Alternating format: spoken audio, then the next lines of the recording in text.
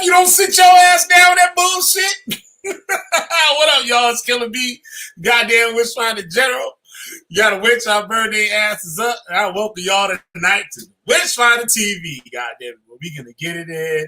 We gonna burn their asses up with their foolishness. Burn these witches for their sins. God damn, man.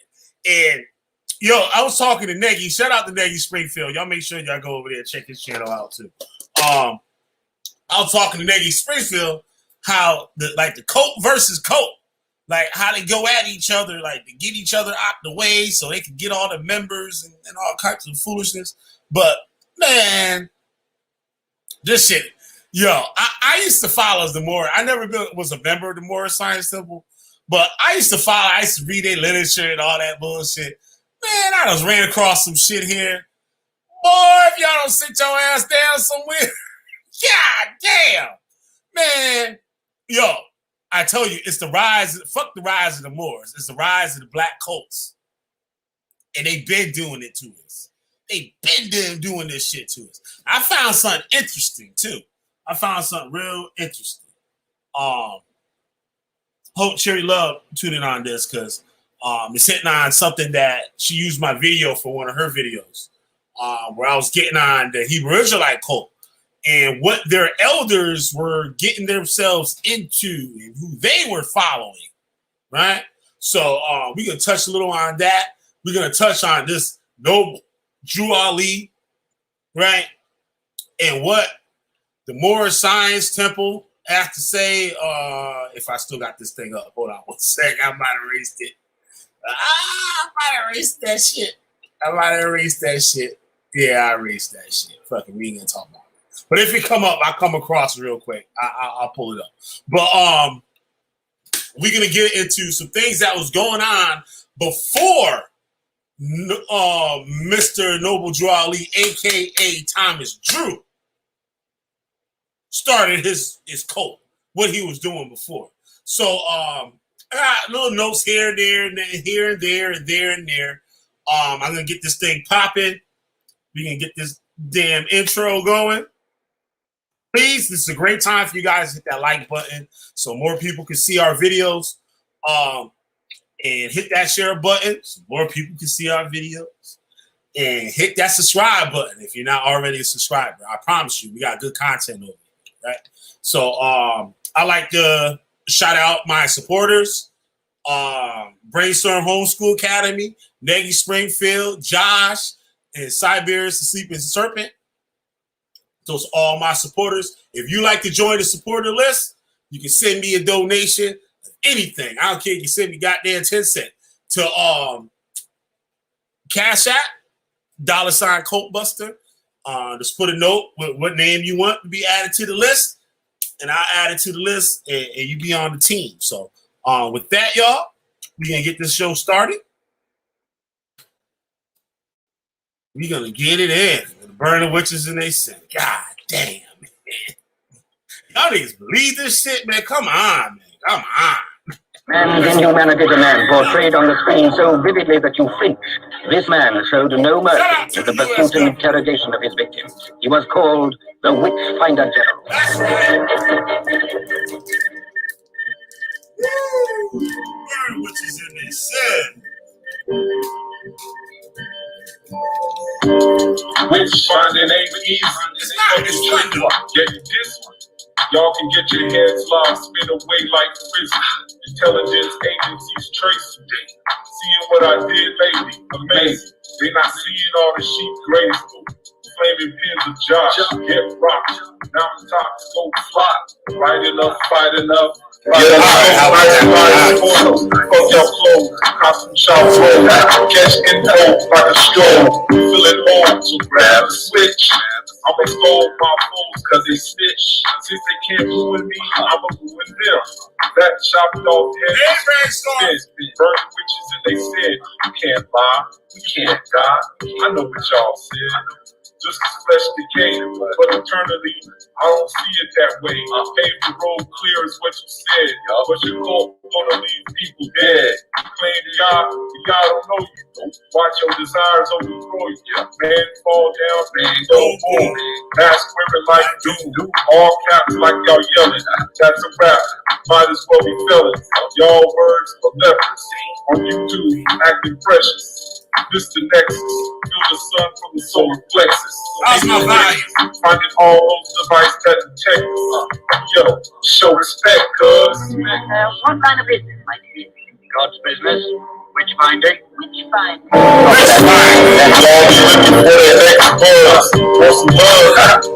Watch the general pull plugs. Internet warriors, stay caught in dark corridors. Fiction like Moor-ish. Should've stayed on the floor.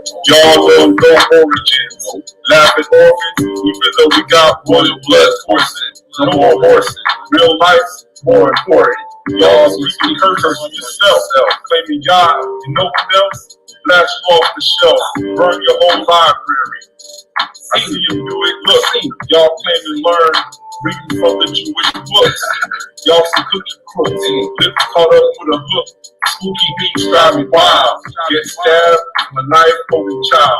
Old man, old style. Used to be killed out the Nile. And I did it with a smile. Fake bruise, smell vile. Rock like Hendrix at the aisle. After a while, see gypsies on trial. Yeah, you, the one claiming root. Unglued and unglued. Expose their actions fully. Call me a bully, but that's fine. This is how you get bullied straight from the mind. Burning them. Sweet cats out there. We have faith. They can farm eat all this and do all this. Maybe they speak language.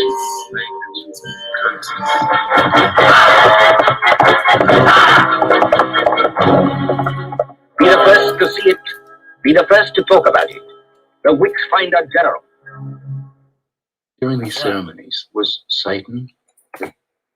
Yes, sir. Yes, sir. Back up in the building. What's up, Brainstorm? How you doing? I know I'm late tonight.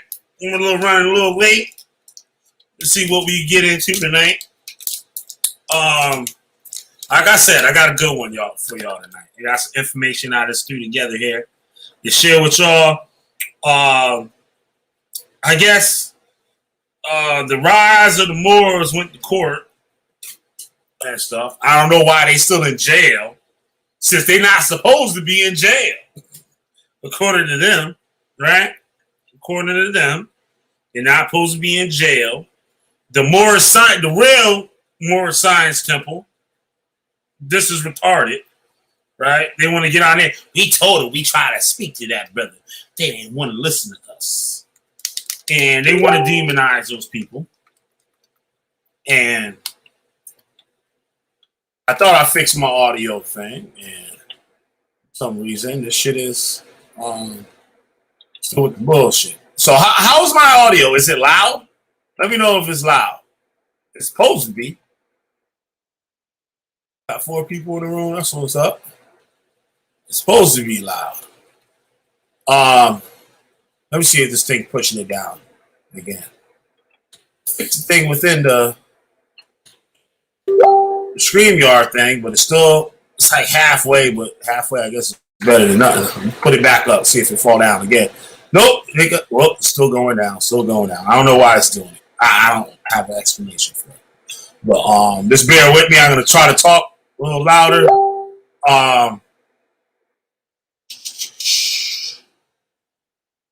Turn this off here.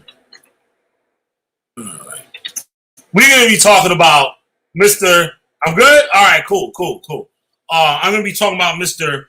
Thomas Drew, otherwise known as Noble Drew Ali. I don't know where Negi at. I know Negi will love this one. Right? Let me read. Try to see where I'm gonna start here. I think it'd be best to start from this book called The Princess and the Prophet: The Secret History of Magic, Race, and Moors. Moorish Science, I guess it's called, right?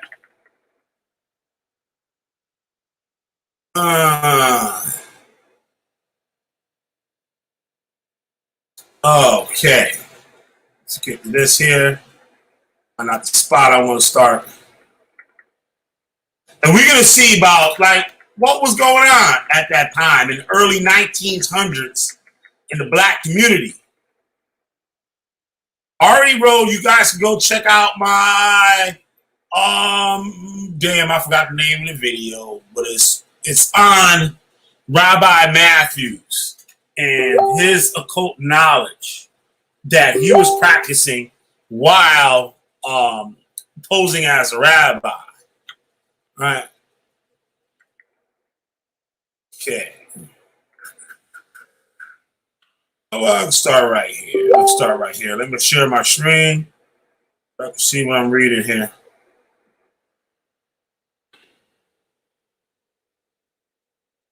Chicago. I'm gonna start. Damn. Okay. All right. Fuck it. Start right there. Share my screen.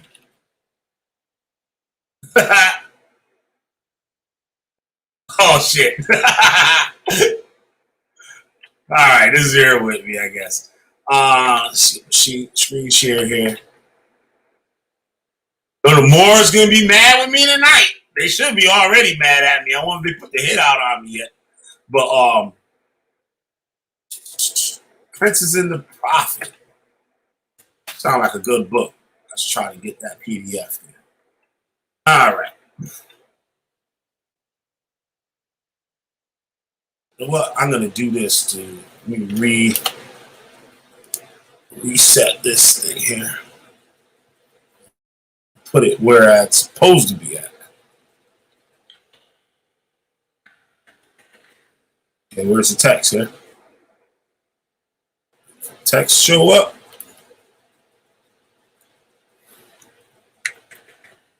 Goddamn, I know the motherfuckers ain't got me on a goddamn blank page. All right, it's down this way.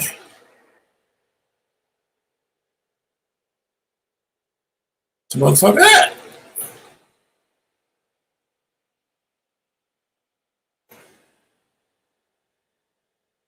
Oh, word, they're gonna do me like that? Hold on.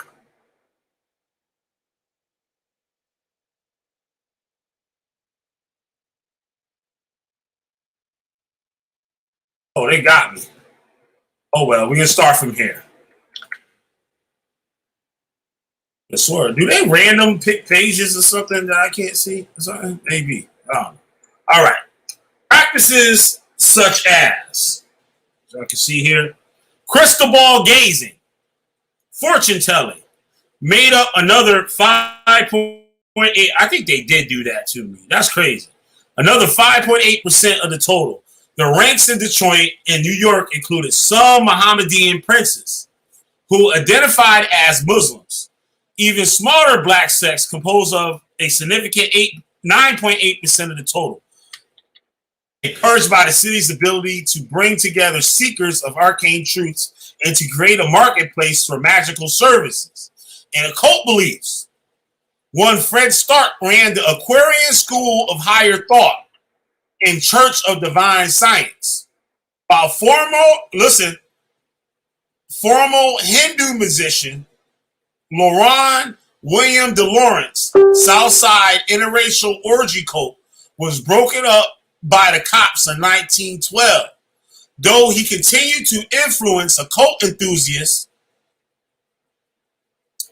throughout his many publications and his Brotherhood of Magic. The following year, the Wisconsin boy colored Chicago lunch counter operator Leafy Anderson founded her first spiritual church in Chicago. Long before, she became the most prominent leader of black spiritual churches in New Orleans. Many Christian preachers attempted to better their communities and battle the underworld forces that held such sway on the South Side. Pioneering minister Reverend Reverdy C. Ransom courageously attacked the corrupt alliance of politicians, police, and policy kings in Chicago's black community and had his church bombed as thanks for his efforts in the 1903 quitting the city for Boston 2 years later. On the other hand, among the 1,000 earnest churchmen and women who attended the poor and built ministries predicted upon the social gospel service to the needy in the spirit of Jesus Christ's teachings were some ministers who saw no conflict in preaching other worldly salvation while enjoying an outsized percentage of the worldly comforts. Black critics of the Great Migration era churches often accused them of being rackets themselves, with hypocritical, greedy ministers and programs that did little for the people they were supposed to help. Such dissatisfaction stoked interest in alternatives for Christianity. Listen now, they'd be spiritualists with the body of esoteric beliefs and magical practices that built on migrants' familiarity with southern systems of conjure, or the nascent Muslim groups who never had to look far for examples of philandering and fast-living Christian ministers with fancy suits and questionable morals. Pastor of Chicago's African Bethel Church made the newspapers in 1922 when he confessed to burglarizing $6,000 worth of lingerie and reselling it to the women in his congregation, managing to become an exemplar of at least 2 of the 7 deadly sins in one fell swoop. Examples of wasteful and ineffective spending among the hundreds of the Moor's Christian competitors were easy to spot. Black churches nationwide managed to spend 43.2% of their budget on salaries and less than half as much on charitable works. The Chicago chapter of the Urban League was the largest provider of social services on the South Side, and whites provided 83 to 90% of that organization's funding in the peak years of the Great Migration. Even when black churches directed their efforts towards helping the indigent, those efforts were often poorly funded.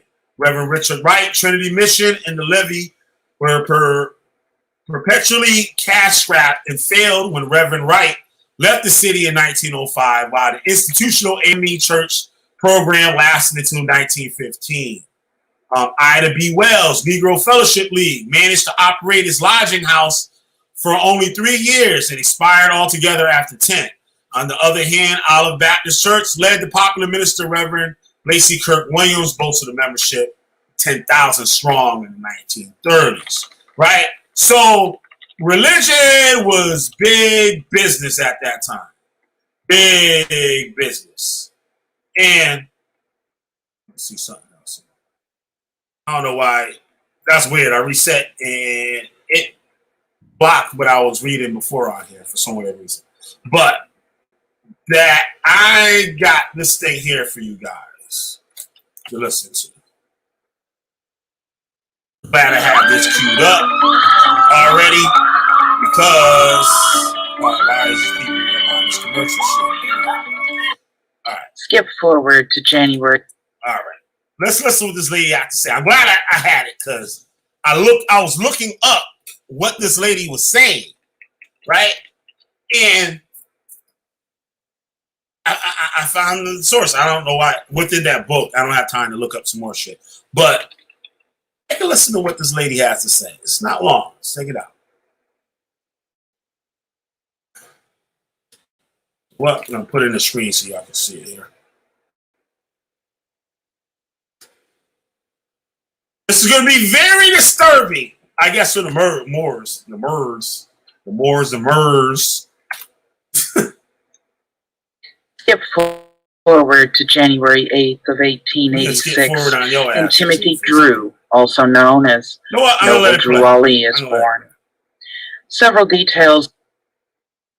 In a total of 17 temples in cities across the Midwest and the Upper South. The ushers of the temple wore black fezzes. The leader of a particular temple was known as a Grand Sheik or governor. Noble Drew Ali was known to have had several wives. According to the Chicago Defender, he claimed the power to marry and divorce at will. Hear that? The Moorish science. You hear that? Now, the Moor-ish science, what I had before that I can't find, I don't know why I keep doing shit like that. But what I had before was the Moor-ish Science Temple claiming how that Rise of the Moorish group refused to follow the teachings of Noble Drew Ali in the Moor-ish Science Temple of America. Right? Now, let's see if they follow it. What do they have? Right? Let it go. Movement was reportedly studied and watched by the Chicago police and by the FBI.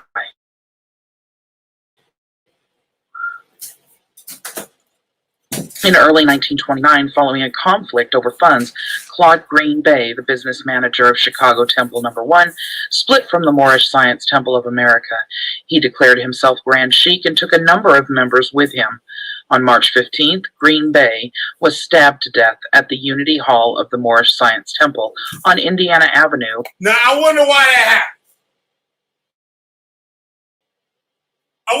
happened. In Chicago. Drew Ali was out of town at the time as he was dealing with former Supreme. He just happened to be out of town. Grand Governor Lomax Bay, Professor Muhammad, who had supported Green Bay's attempt coup. When Drew Ali returned to Chicago, the police arrested him and other members of the community on suspicion of having investigated the killing, but no indictment was sworn for Drew Ali at that time. It never does. Of course not. What you just heard is what you will find across the internet about Noble Drew Ali. If you should look and just surfacely check things like Wikipedia and some of the Moor-ish Science Temple websites. But the truth is actually much different. After doing some heavy research and taking a look at the Newark newspapers, at the time that Noble Drew Ali was actually located in that area, I found something. What's that say right there? What's that say on the screen? Professor Drew, the Egyptian of death. Alarming themes. The Newark newspaper articles of deaths Thomas Drew or Professor Drew and Noble Drew Ali are actually all the same person. With this established, we can treat the Newark newspaper descriptions about the claims of Thomas Drew as some of the earliest known such artifacts concerning Noble Drew Ali, and therefore as crucial pieces of information for understanding his pre-Moor-ish Science Temple of America life. According to the news reports, in June of 1916, Drew Ali had been operating what he called his occult office at 22 School Street for at least several weeks, during which time he had demonstrated magical powers. What? And had given mystical advice to hundreds of people. Although the business cards he handed out during this period stated that he would read a person's future for free, once visitors arrived, he typically charged them at least $1 to perform his various services. The oldest trick in the book.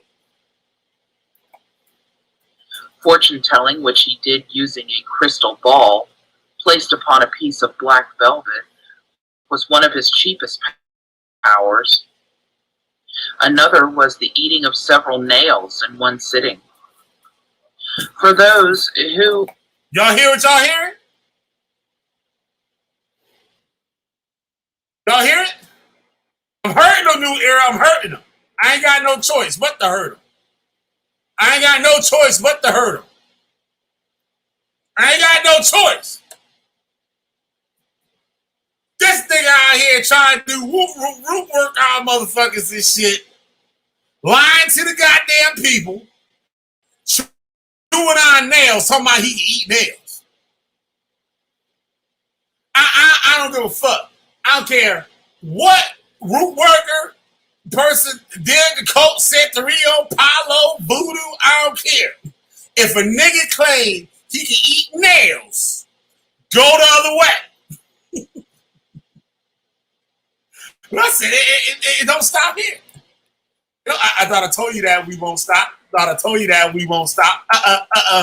Who are interested in seeing live performances of some of the amazing escape acts recently popularized. This video is dedicated to all you purple lip niggas out there. Popularized by Harry Houdini. Drew Ali also broke locks, escaped from handcuffs, and bent iron bars, the articles say. You hear that? Said a nigga can bend bars, move away the locks. He can bend bars. But as we're going to see, let's listen. Items he supplied himself for the performance in the manner typical of magicians who performed similar escape acts. His most expensive feats, however, were those dealing with healing. Drew Ali claimed he could cure, according to the Evening News, aches, pains, fevers, consumption, convulsion, lumbago, heart disease. Heart disease. This nigga can cure heart disease. This nigga said he can cure heart disease. Indigestion. Indigestion. Fuck Tums and Alka-Seltzer. You got the Professor Drew. Paralysis, nervousness, bronchitis, asthma, fits, deafness, AKA snake oil salesman, and blindness. And he especially emphasized his ability. He can make the blind see. He can make the blind see. To heal infantile paralysis. He was able to perform such feats, Drew Ali insisted, by either breathing on the afflicted or passing to them the magnetic influences in him.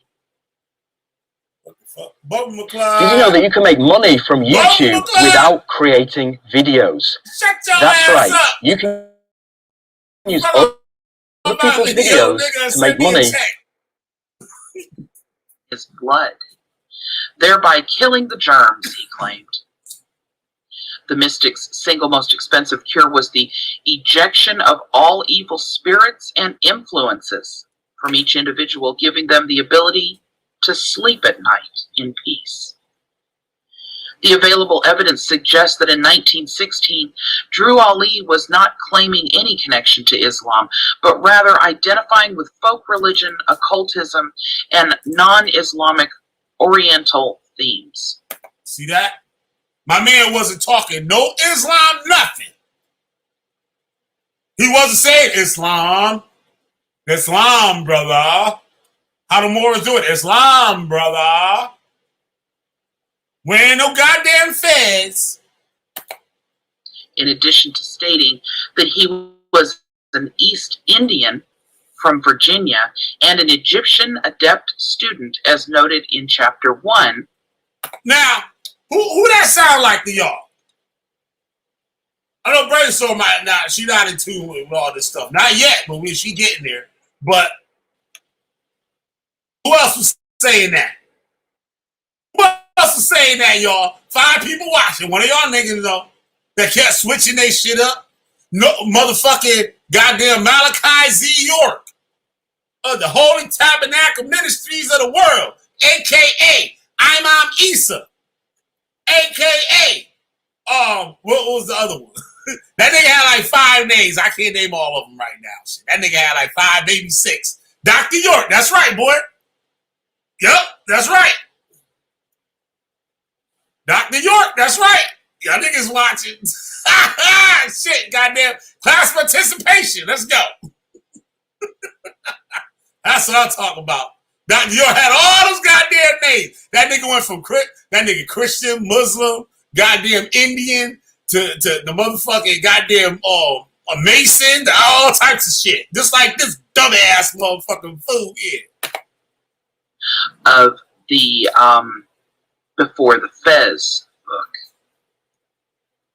That reports from the period indicated that Drew Ali said that he was born with second sight, and that he later cultivated his skills through a combination of travel to India and correspondence courses, and obtaining a book containing the wisdom of Indian yogis and men of magic. I guarantee you this nigga ain't never left for where the fuck he was. None of which are claims that suggest a distinctly Islamic identity at all. Furthermore, instead of wearing a fez or turban, as he was known to always do while in public in the late 1920s, at the time, Drew Ali was garbed in what would only be described as a loosely fitting, multicolored gown and a brilliant purple hood covering his entire head. Y'all know the significance of color purple, witchcraft, and fucking shit. Again, get him, white lady. Nothing indicating an overtly Islamic identity whatsoever. Nothing. However, it is possible that Drew Ali was undergoing an identity change at the time after failing to use his powers to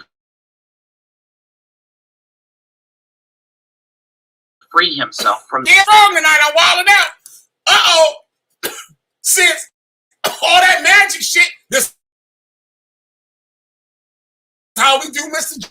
Judah. Then we put him to the test. We put him to the test, right? So this nigga was making the claims. I can eat nails. I can disappear. I can heal the blind. I can do all this shit. And then your bitch ass went to jail. And guess what? He could have been on bars in the prison. He could have been. He was bending bars outside of prison. But now his black ass is inside. He can't bend. He can't bend a damn nothing.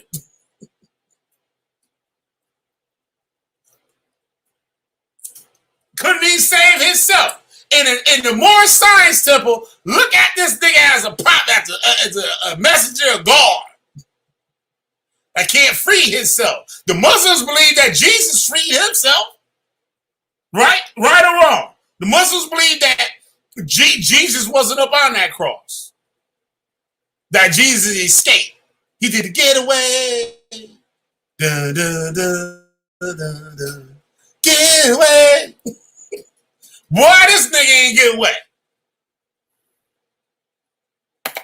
While awaiting trial for his recent charges, Drew Ali indicated that several years before he had been attacked by what he called a brainstorm. While he was in Basking Ridge, roughly 25 miles west of Newark, prior to the brainstorm, Drew Ali had been an untamed brainstorm spirit that jails, straitjackets, or handcuffs could not hold. But the incident apparently left him sapped of his abilities, even forcing him to use a crystal ball to straighten his eyes, he claimed.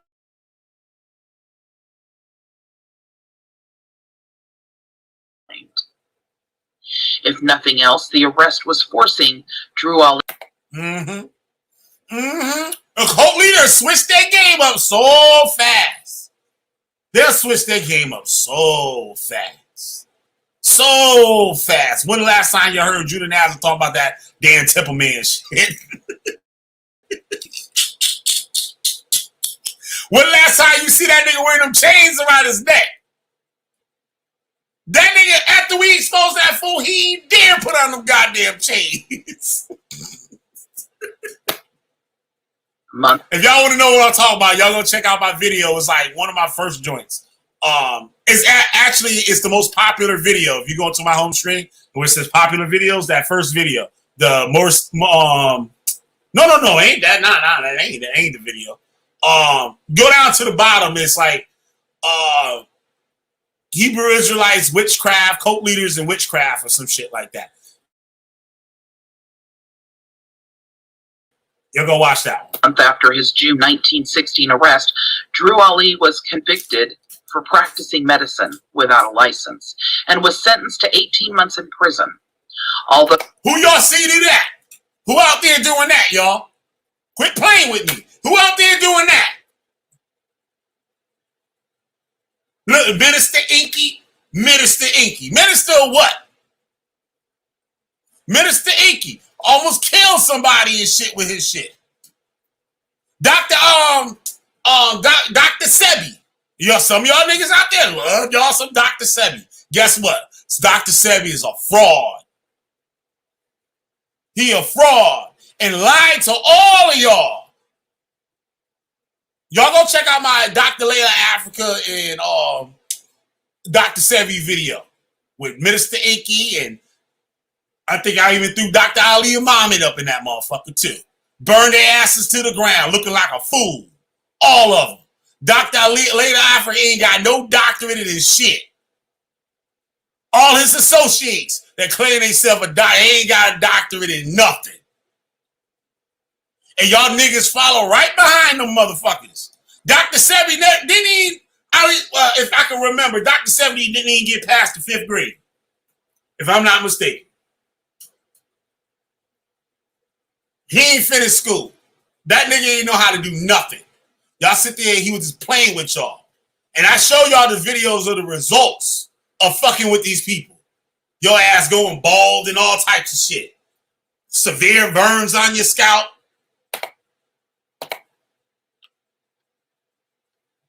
Let's go.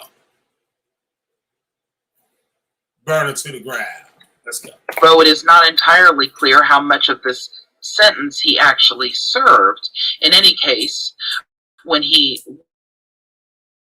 reappeared in Newark in 1920, it was learned by police that the healer had been very active over the past few years and had accumulated patients in every big city in the East.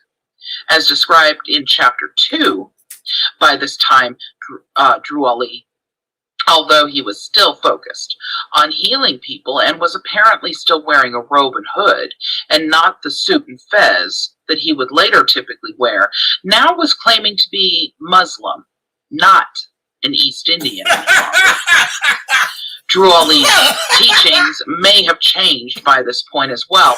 This is suggested by the fact that it was only in 1920 that he was recorded as making references to horoscopes, saying he had raised the dead, refused to take oaths, insisting that healing comes from African Americans only through belief in both him and their God.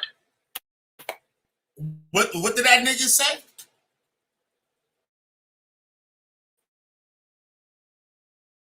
What did that nigga say? Through belief in both him and their God. Hebrew Israelites say the same shit. Taught us the same shit. That the power of God only resides in us. And attempting to sell a book he would continue to use through the Moor-ish Science Temple of America period of his life that he described as continuing the 18 years of Christ's life that is silent to your Holy Bible, which was undoubtedly Dowling's Aquarian Gospel. His practices seem to have shifted too, whereas in 1916 he healed people by breathing on them. He did the same thing Mr. Nasty did, went and stole somebody's information and turned it into his own. Took the people goddamn shit and say, God gave me this information. God gave me this information.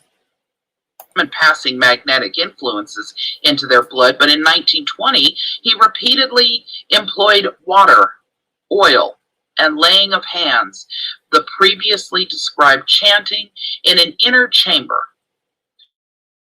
Despite these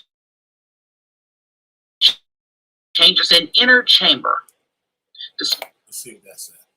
Christ's life that is silent into your Holy Bible, which is undoubtedly Dowling's Aquarian Gospel. This practice seemed to have shifted too, whereas in 1916 he healed people by breathing on them and passing magnetic influences into their blood. In 1920, he repeatedly employed water, oil, and laying of hands, and previously described chanting in an inner chamber. Despite these changes, however, Drew Ali was brought to court yet again, this time for 2 false pretense charges, a set of larceny charges and collecting fees for health services charges. Fronting like he a doctor. That's what that means. He was perhaps due to these legal troubles and the healer's almost inevitable incarceration in 1921 that Suleiman was possibly able to snatch up several of Jorali's believers in the following years. But what I talked about in the beginning of the video, what I was saying, we've been talking about me and Nagy was talking about, how the Colts eat the other Colt, Kurt versus Colt. They constantly going at each other. It's not about the truth. Who teaching what? They want the members. Like they did Tahar from GMS. GMS is the king of Hebrew Israelites. The king. They the only ones that never stopped. Everybody else changed their shit up or took time off. GMS stayed doing that shit. They was the first ones on the internet teaching that shit. They were the first ones on the internet. And when all the other ones saw it, they said, shit, I'm going to start me one too. And we can get these members. Look how many members Tahar got. Tahar done had like 300, 400, 500 members and shit, maybe more, before they even got on YouTube. And what they did when they got there, the rape doctrine.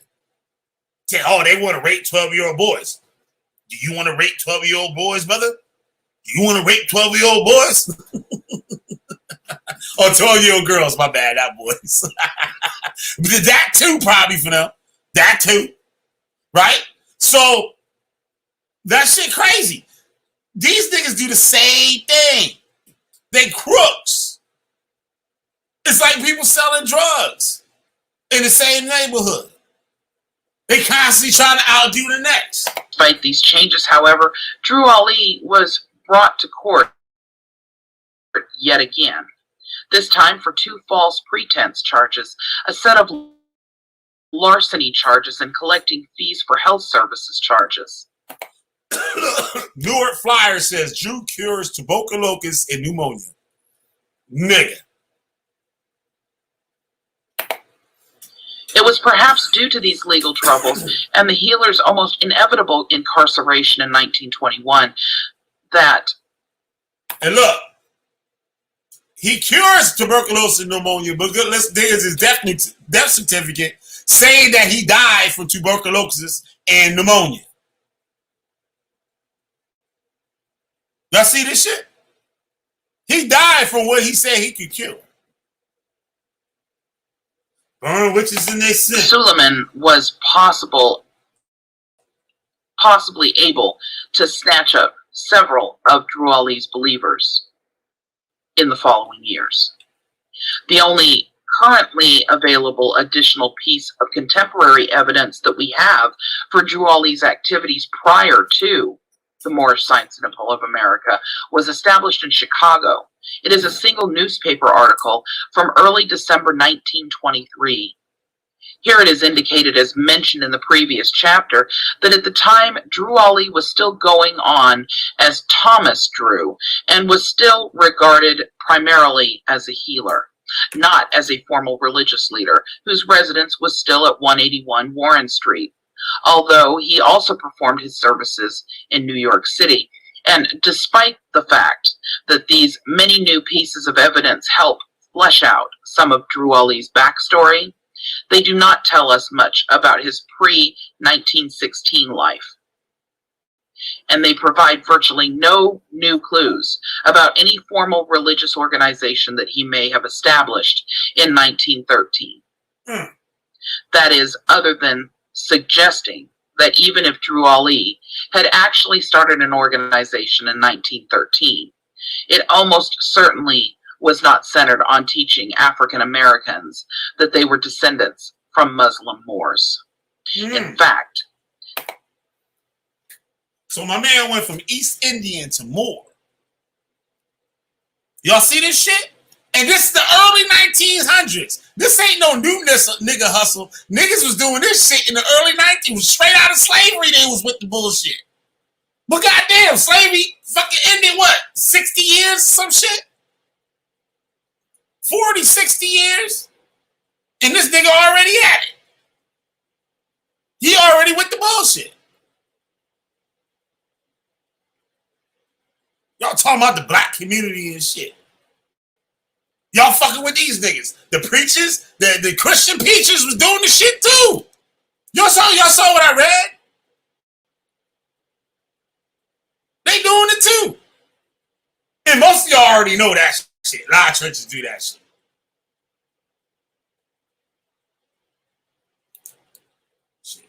The absence of a mention of an organized group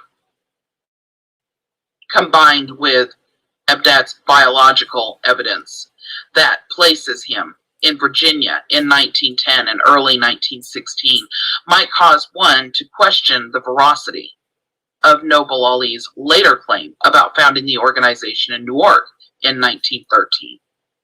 Indeed, the fact that the Great Seal of the Moor-ish Science Temple of America contained as the founding date May 1st, 1916, which is extremely close to the date that Drew Ali had set up in his Newark office, from which, as far as we currently know, he only vended his healing services, suggests that the Moor-ish Science Temple of America founding date may only refer to the formal establishment of Drew Ali's healing business. So now, oh shit, did I just fuck? Damn, yo, I just fucked this whole thing up. My bad, y'all. Hold on. Damn. I screwed up. Big time. Hold on. Oh, snap.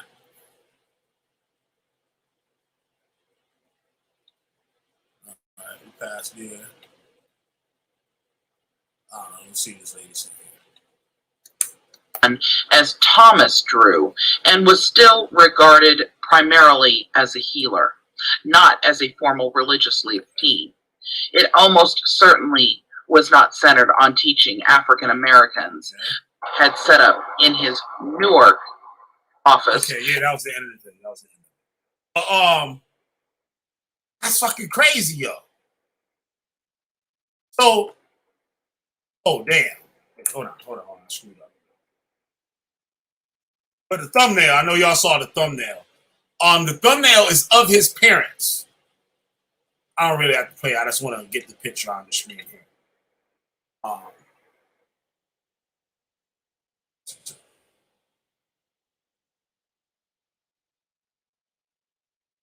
Come on, man. Noble Drew Ali parents. Now y'all tell me. I got a double header with that one. Hold on. I can't get around the photo. I use that. It's in my. Oh, there it goes.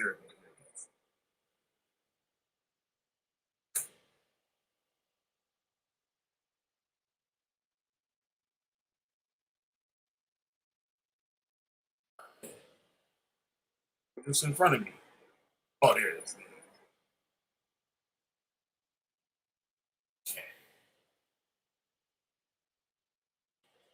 Is Eliza Turner quit?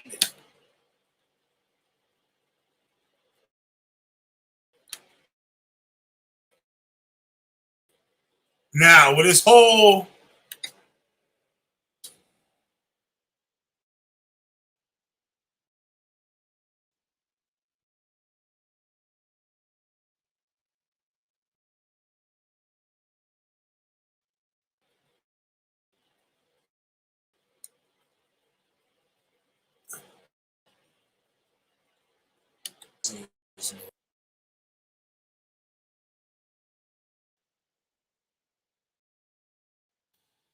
all the shit out of it. website.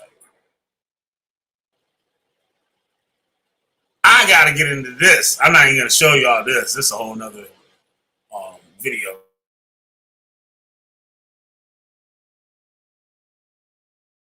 Right there. Damn, what I just saw. Shit. You know what? I'm not. That nigga got like a mile-long page on his website. I'm not scrolling through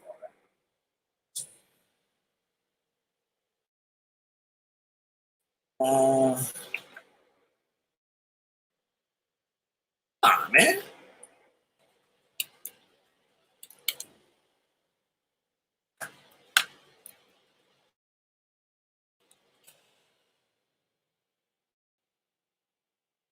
Oh, okay. All right. Hold on. Harry. I saw that name today. Where did I see that today? I saw your name somewhere today. I don't know where. Maybe it was a comment or something that you put up somewhere else.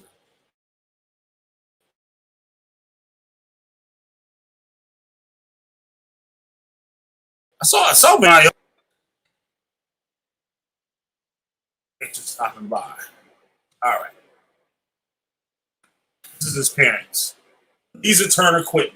It says pure-blooded Wichita, Tanika. His father, John A. Drew Quitman, a full-blooded Cherokee. Now, for all y'all Abo motherfuckers out there, right? Noble Drew Ali says these is his parents. Now, he supposed to be from East Indian, but they say that's his daddy right there. For all y'all Abos, all you niggas that think y'all Native American Indians, why do he look like that? And not like that lady on the left.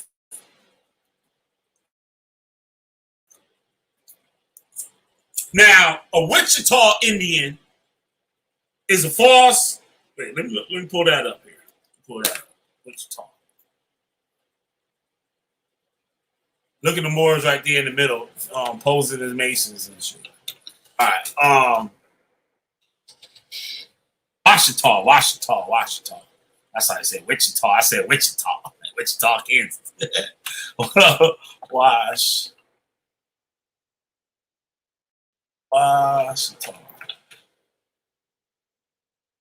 Watch all the shit. Washita. Oh, man.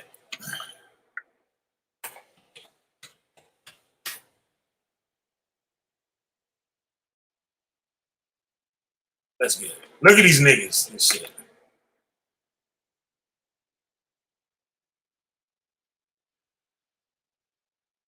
Washita Nation is a group associated with the Moorish Science Temple of America who claim to be a sovereign state of Native Americans. Wait a minute. We want Native Americans. We was in India, and now we in Mecca. And where else are we gonna go? This nigga gonna take us. Their name is appropriated from that of the Ouachita tribe, who are also Eponius of the Wichita River in the Wichita, Oklahoma. Washita, which I keep saying Wichita for some reason. Washita River in the Washita, Oklahoma. The group is part of a sovereign citizens movement, whose members generally believe that they are not subject to any statutes or proceedings at the federal, state, or municipal levels, right? But if they're real Native Americans, they would have sovereignty anyway, just like all the other ones. I don't know. Tell me if I'm right or wrong. I don't know. The Washita Nation was headed by, here we go, Verdice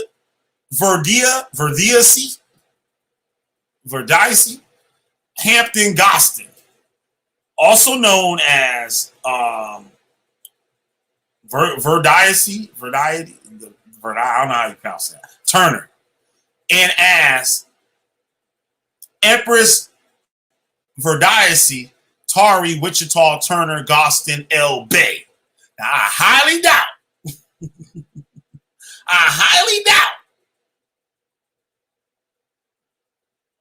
Empress. Wait, since when Native Americans got empresses? She was mayor of Richwood, Louisiana in 1975 and 76, and again from 1980 to 84. So these niggas had these motherfuckers in office. And is the author of the self-published book, of course it's self-published, Return of the Ancient Ones. Of course it's self-published. Of course. Galston asserted that the United Nations registers with the Washita as indigenous people. She asserted that the United States did. Right? United Nations did.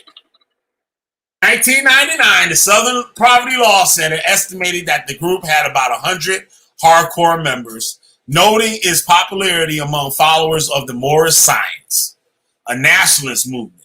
The asserted legal basis for the establishment of the Washita Nation is a theory that individuals and groups may declare sovereignty and may separate themselves from state and federal governments, a concept earlier used by the Posse Comitatus. The argument is also made that Napoleon only sold the streets of New Orleans and a military barracks, and that the rest of Louisiana was stolen from the Washita. Various United States courts have held that the Washita Nation is fictional, and that it is not recognized as a sovereign nation. See? Because if they was real, they'll be recognized as one, but they're not. The Washita Nation is the accrediting agent for a diploma mill, the City University of Los Angeles. On July 17, 2016, an alleged Washita member named, alleged Washita member named Gavin Long, this 2016, went on a shooting spree in Baton Rouge that left 3 police officers dead. Long had left a trail of websites, social media posts, and videos documenting his support of a black separatist movement and hatred of white people prior to the shooting.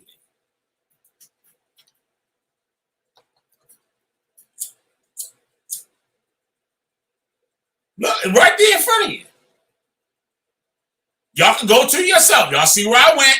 All the goddamn references, the sources and shit, always in this motherfucker. Where it come from.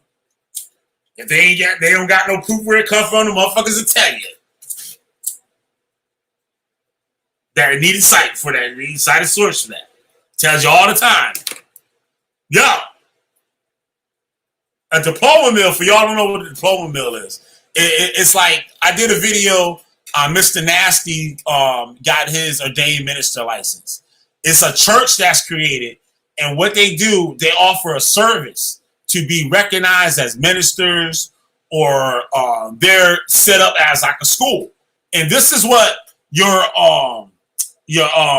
what was it? Is it Dr. Smalls? Or one of them niggas and shit. It runs the organization. It's in California, I believe. And what they do, they have a curriculum and shit, right?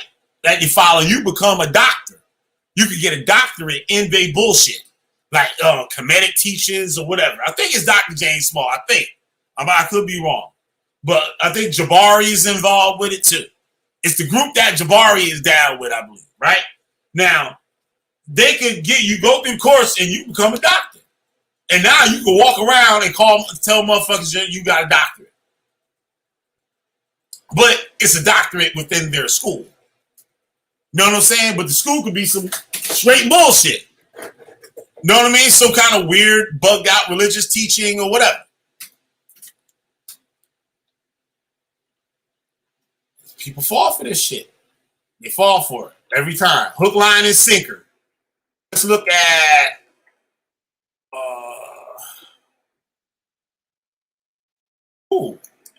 this might have been the thing I was reading, maybe. I'll read this a little later. I'll read this a little later.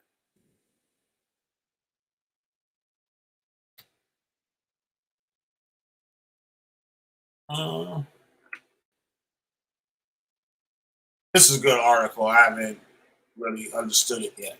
Yeah, that one. What else I got here? Let's look at some of this. I got a temple manual of the Moor-ish Science Temple.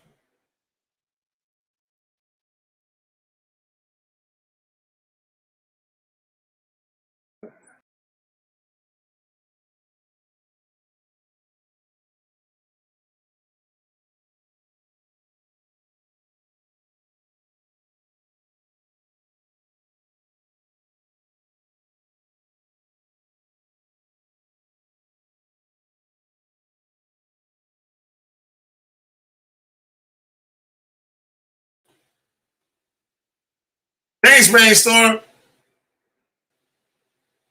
My bad. I kicked my own self out my screen. But let me get over here and do this Moor-ish Science Temple thing. So as we see here, my man wasn't always known he was a Moor and all this like foolishness, right? We're gonna look through this just real quick. Let's see what it says here.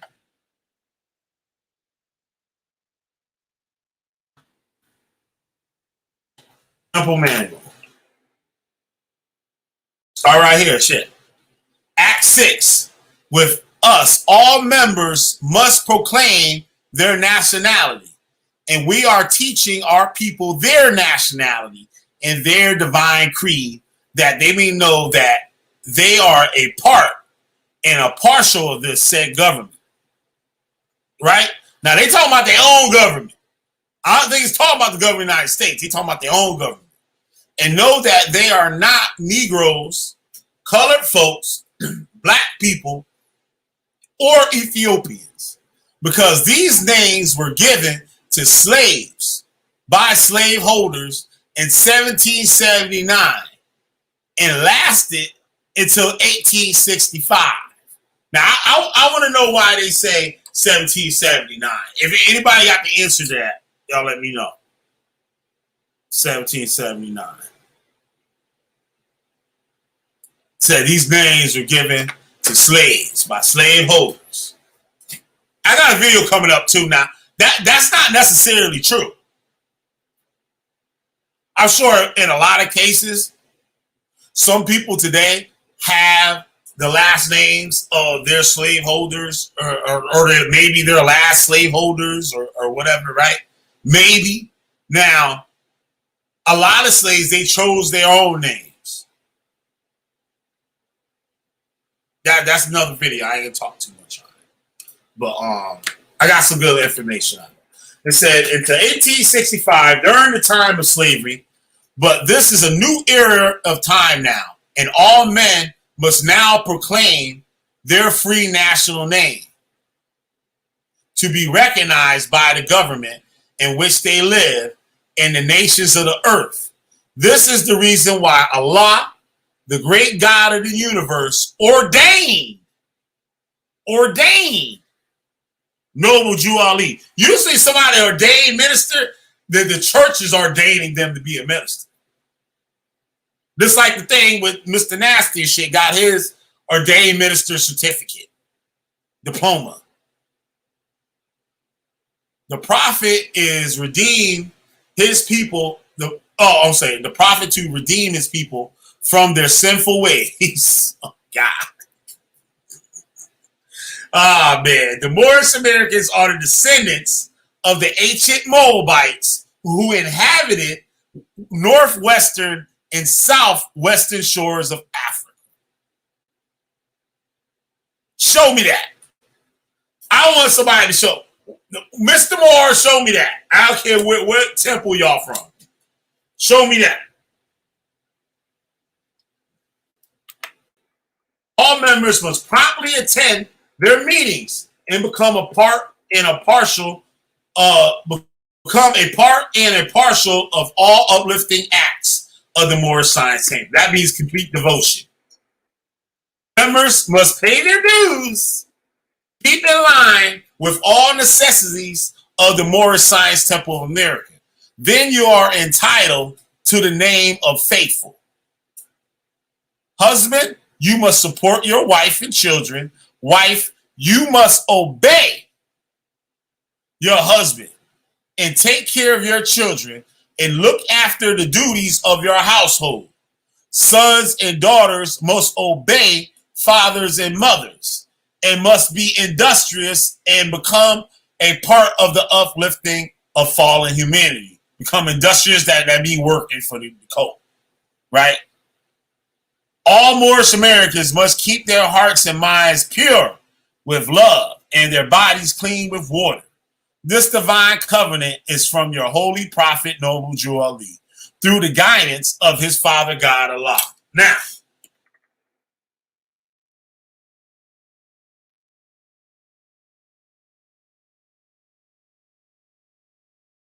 with us, all members must proclaim their nationality. And we are teaching our people that their nationality in the divine creed. Wait, nationality. Wait, hold on. Maybe it's down here.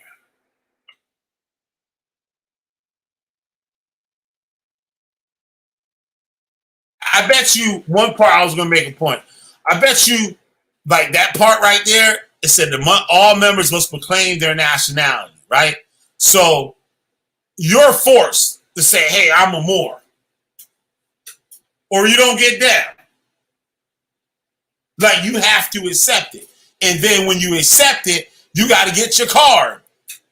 And then you got to pay dues, because now you're a part of the group. And you're obligated, since this is your nation, this is your family. So now you're going to look at them more than you look at everybody else on the earth. Complete devotion.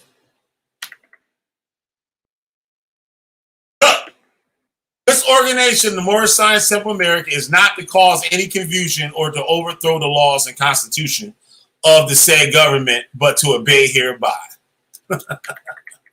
All members must preserve these holy and divine laws, and all members must obey the laws of the government, because by being a Moorish American, you are part and parcel of the government and must live the life accordingly. Now,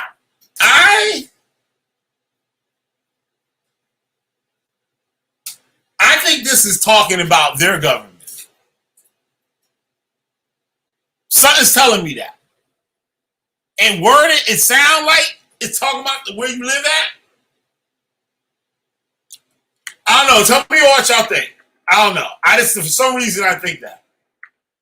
It's eating away at me.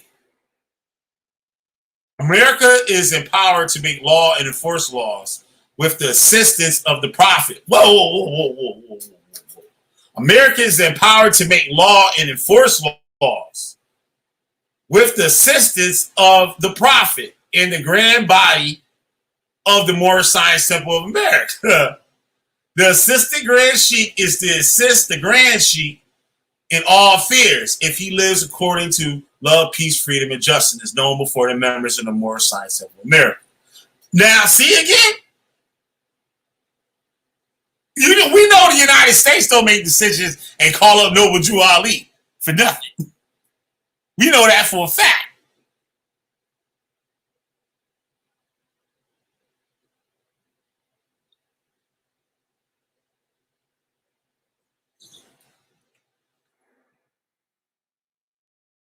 Oh, okay. I should have lifted. I knew I should have looked up. Okay.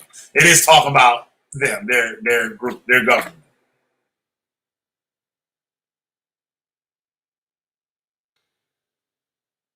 Prayers to Noble Jew Ali. I always thought it was that. He moved to Chicago and opened it up in 1926. So they really is official in 1913. Okay.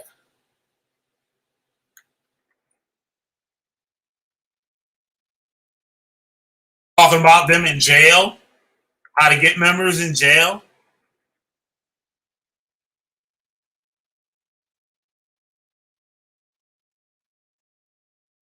Sacred writings, the Holy Quran, the Moorish Science Temple of America, the Divine Constitution and bylaws. That's what I should have looked. That's what I was looking for, actually.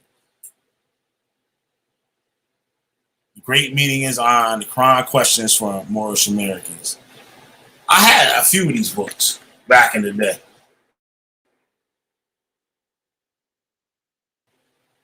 They got burial rights, dietary standards. Moorish Americans are prohibited from eating pork products. Their religious dietary needs can ordinarily be met through self-selection from the main line, including a no-flesh option. Moorish Americans are expected to submit to prescribed medical treatment by doctors, dentists, and other health specialists. I bet he had to put that shit there. Because he went to jail. He went to jail for that shit. Now look at this lie. The Moorish Science Temple America membership count is not known accurately, but there could be more than 1 million card-carrying members around the country. There are more than 260 branch temples. I highly doubt they have 1 million members.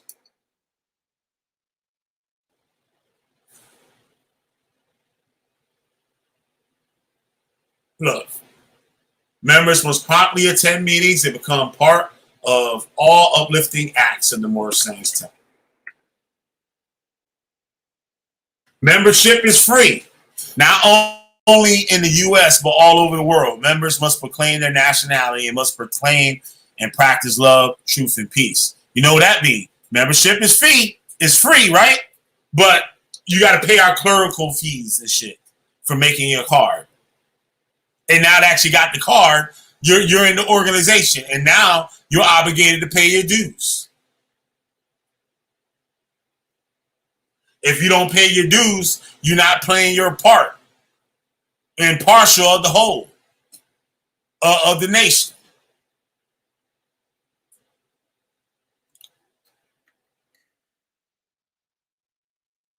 While Moorish Science Temple of America inmates place great value in the Holy Quran and other religious items, these can be handled by other people.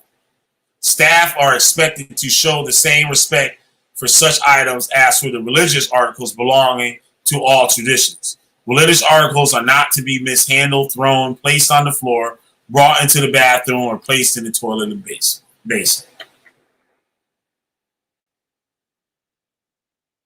Look at this shit. Holy Quran, Questionnaire, Humanity Book, Divine Constitution, Moorish American newspaper. You gotta have a flag, an American flag, to be displayed in every temple, right? That's to keep the white man off your ass. They have the American flag.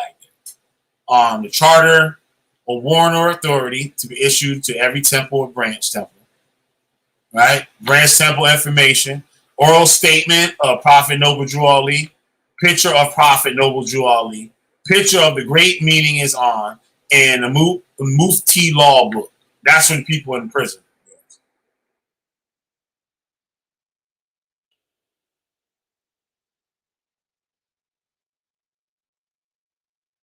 Religious item is a wallet-sized picture of Noble Drew Ali. You know, back in the day, people put their kids in their wallet. Like, man, they put the kids' picture and stuff in their wallet and stuff. But you got to replace that now with Noble Drew Ali.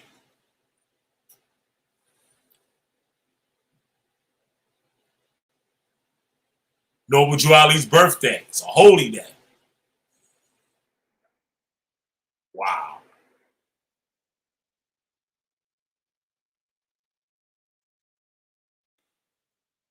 What if they got links to this?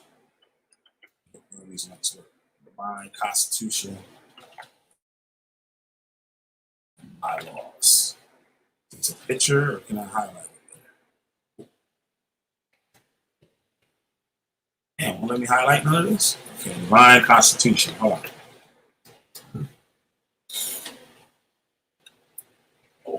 What? I'll get this here first. Copy.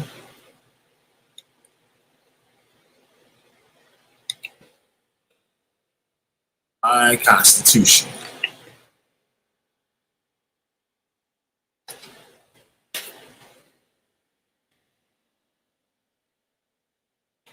Holy Quran. You see, I didn't say anything in the chat. Oh, I should put up the link.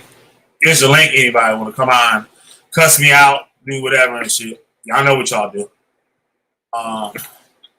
Link here. Come on in here and do what y'all do best. Any of you Moors.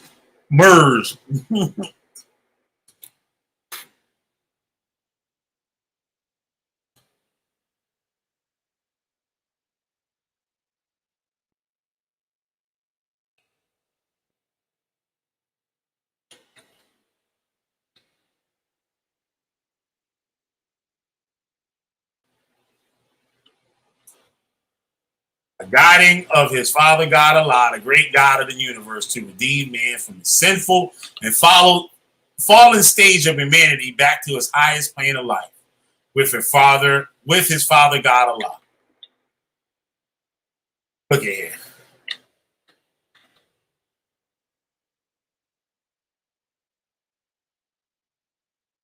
Creation of the fall of man. Let's get this out here.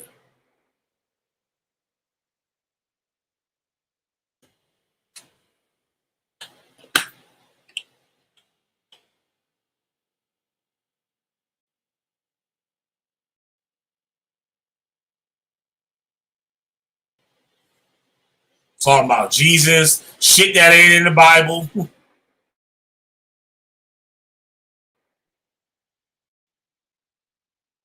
Duty of the husband.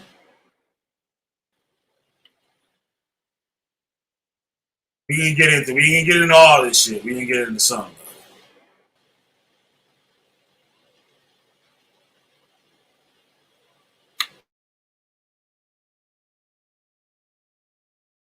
I was like, what the fuck is this shit?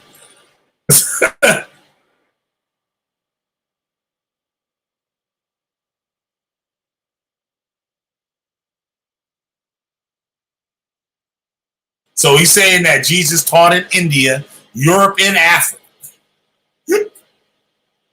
Said these events occurred before he was 30 years of age.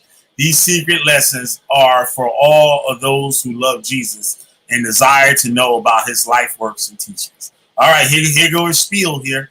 Here goes a sales pitch. Dear readers, do not falsely use these lessons. They are for good, peace, and happiness for all those that love Jesus. Dear mothers, teach these lessons to your little ones, that they may learn to love instead of hate. Dear fathers, by these lessons you can set your house in order, and your children will learn to love instead of hate. Now, do any of y'all see anything familiar? The same thing Hebrew Israelites to tell the man. You got to keep your house in order, which basically means tell your wife to shut the fuck up. That's what that means.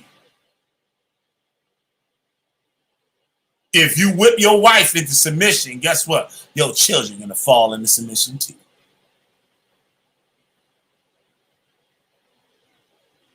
The woman, teach the lessons to the little kids, right? Have them going to school looking fucking crazy.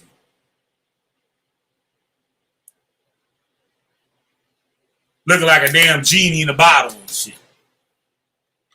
Right? Or looking like goddamn Morocco moles. Y'all remember the cartoon with Morocco mole? That nigga with the fez on and shit, the motherfuckers be chilling, riding in the Lincoln. They's got the Lincoln car and shit. You got Morocco mole. And Secret Agent, Secret Agent Squirrel. That's right. Secret Agent Squirrel and shit. And Morocco mole. Morocco mole be driving the car with Secret Agent Squirrel in the back seat of the Lincoln. Chilling. Influence ain't for sale. I am a prophet, and a servant is worthy of his hire. You can receive this pamphlet at expense. The reason these lessons have not been known is because the Muslims of India, Egypt, and Palestine had these secrets and kept them back from the outside world. And when the time appointed by Allah, they loosened the keys and freed the secrets. For the first time in ages, these have these secrets been delivered in the hands of the Muslims of America. all authority and rights of publishing of this pamphlet of 1927 by the Prophet Noble Drew Ali. Said these are the Moabite, Hamathites, Canaanites who were driven out of the land of Canaan by Joshua and received permission from the pharaohs of Egypt to settle in the portion of Egypt. In later years, they formed themselves kingdoms. These kingdoms are called this day Morocco, Algiers, Tunis, and Tripoli. Good Lord Almighty. Good Lord Almighty.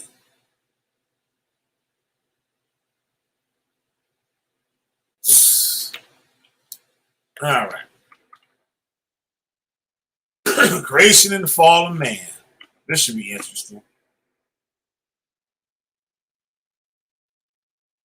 Time never was when man was not. If life of a man at any time began, a time would come when it would end. The thoughts of Allah cannot be circumscribed. No finite mind can comprehend these infinite. No finite thing are subject unto change. All finite things will cease to be because there was a time when they were not. The bodies and the souls of men are finite things, and they will change. Yea, from the finite point of view, the time will come, they will be no more. But man himself is not the body nor the soul. He is the spirit and part of Allah. Created fate gave to man, to spirit man, a soul that he might function on the plane of soul, gave him a body of the flesh. All right, this is what's craziness. And now ye words, dominions, and powers, and thrones. Hear now ye cherubim, seraphim, and angels, and ye men. Hear now, protoplasm, the earth, and plan the beast. God damn. All right.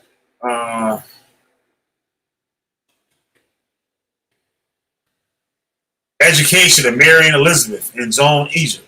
Okay, now Mary and Elizabeth went to Egypt. All right. Son of Herod, Archelaus reigned in Jerusalem. He was a selfish, cruel king and put to death all those who did not honor him. He called and counseled all the wisest men and asked about the infant claiming to his throne. The council said that John and Jesus both were dead. Then he was satisfied. All right.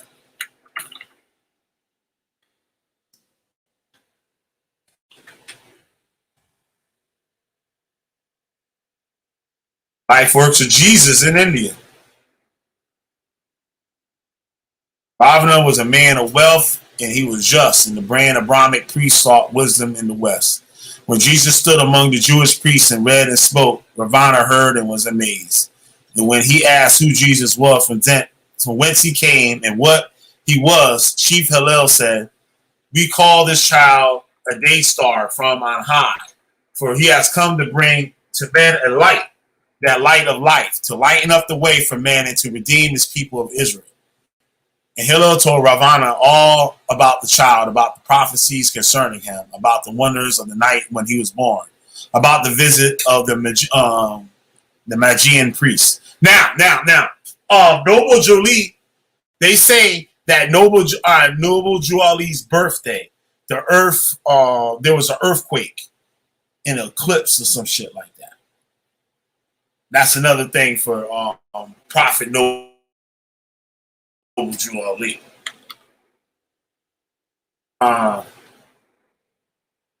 Many priests welcome home the prince with favor and receive the Jewish boy. Good Lord Almighty. Jesus goes to India. This we thought we heard it all, right? Let's see what else we got here. There was something else. 60 something.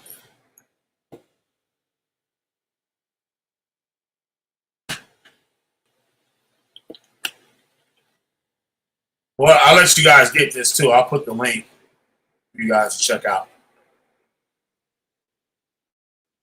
Trying to get this one spot here.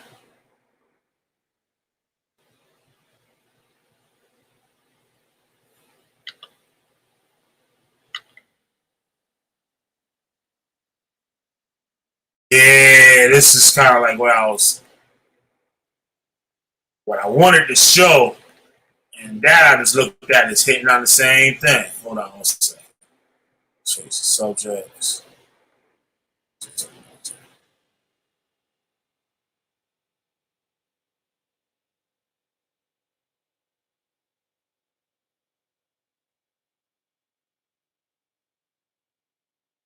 Hold on.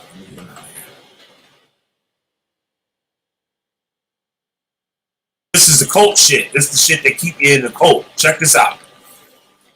Holy instructions from the prophet. The social duties.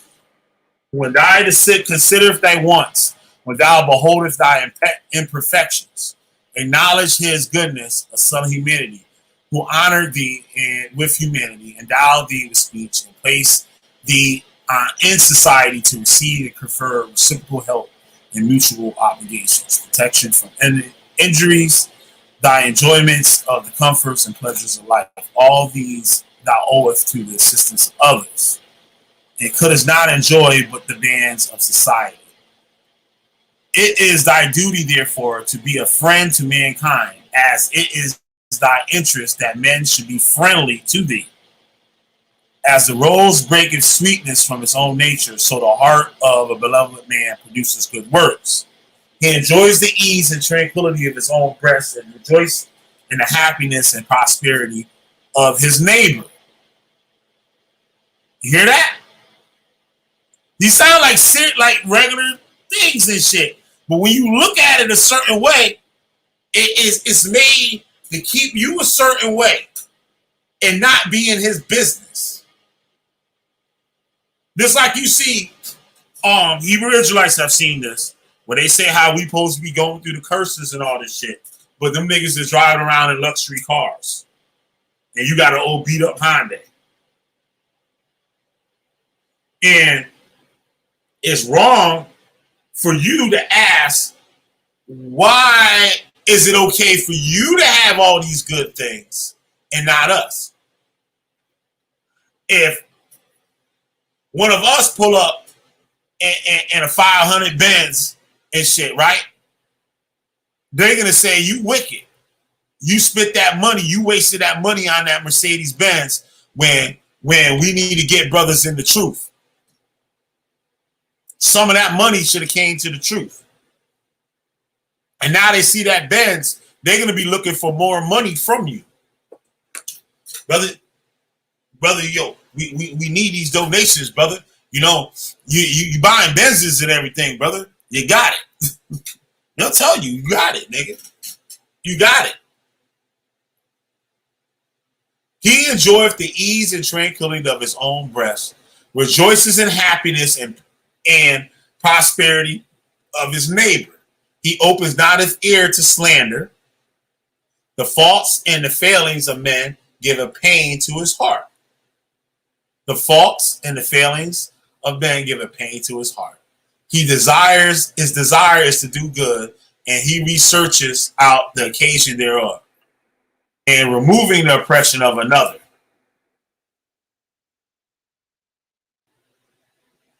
And relieveth himself, removing the oppression of another.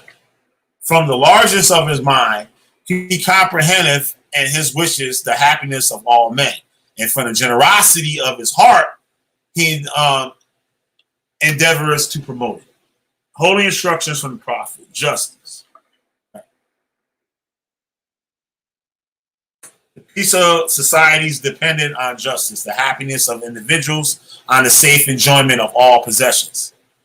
Keep the desire of thy heart, therefore, within the bounds of moderation. Let the hand of justice lead them aright. Cast not an evil eye on the goods of thy neighbor. Let whatsoever is his property be sacred from thy touch. Right? Don't worry about what that nigga got. Right? But keep your desires within the bounds of moderation, though. He talking to y'all. Keep your desires within the bounds of moderation. Now, with your eye, don't cast on the goods of your neighbor.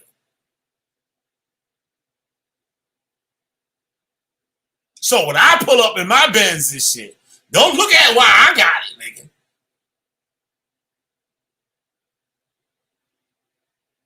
If I got it, nigga, you shouldn't have it then, nigga. Why, you want one, nigga? You wicked for wanting one. Because I got it. Defame him not in his character. Bear no false witness against him. Corrupt not his servant to cheat or forsake him. And the wife of his bosom, or attempt not to sin. It will be grief in his heart, which thou canst not relieve, an injury to his life, which no reparation can atone. And thy dealing with men, be impartial and just, and do unto them as thou wouldest they should unto thee.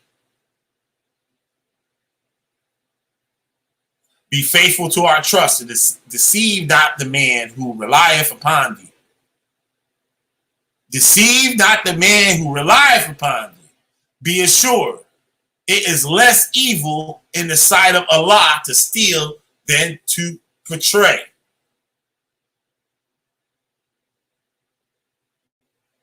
Damn. Oppress not the poor, and defraud not of his hire the laboring man. When thou sellest for gain, hear the whispering of conscience, and be satisfied with moderation. Nor from the ignorance of thy buyer take thy advantage. Now, when they need you, brother Johnson Bay, when they need brother Johnson Bay, what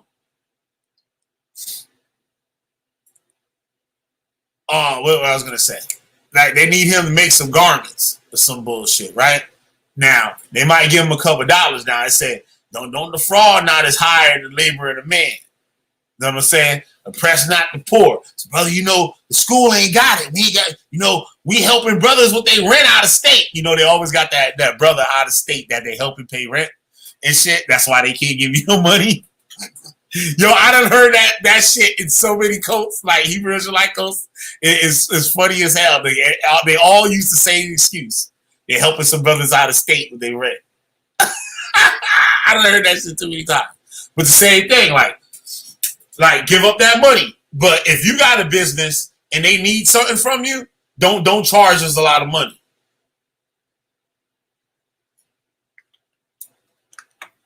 Uh-oh, charity. I'm afraid to read this one. Happy is a man that who have sown in his breast the seeds of benevolence, and the fruits therefore shall be charity and love. From the fountain of his heart shall rise rivers of goodness, and the streams shall overflow for the benefit of mankind. He assists the poor in their trouble. He rejoices in the furthering the prosperity of all men. He censures not his neighbor. He believes not the tales of envy and malevolence. Neither repeateth he that slanders. He forgiveth the injuries of men. He wipeth them from the remembrance. Revenge and malice have no place in his heart. For evil he returneth not evil. He hateth not even his enemies, but requiteth their injustice with friendly admonition.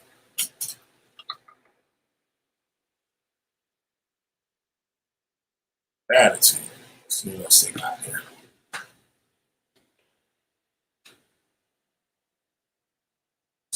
Vision.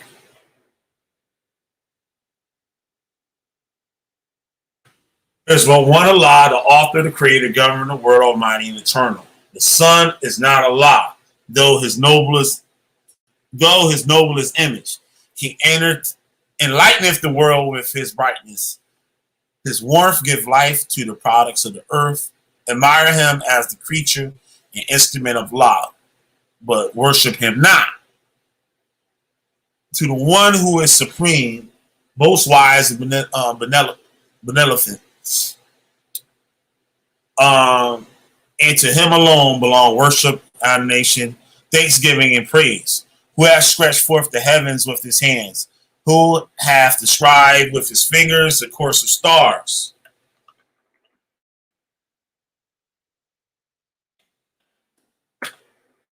This one. chapter here.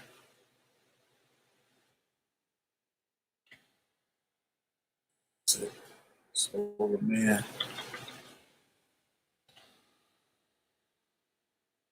That's what I was looking for here. I hope this is the thing.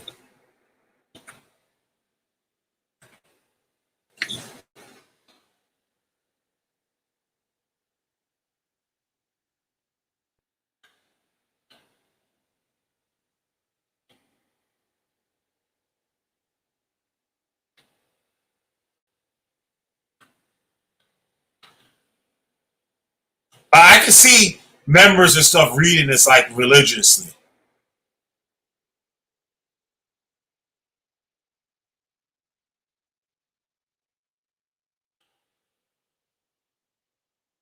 He who gave thee these gave thee also reason to subdue them.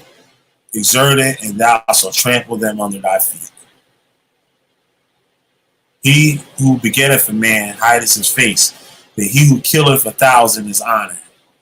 Huh.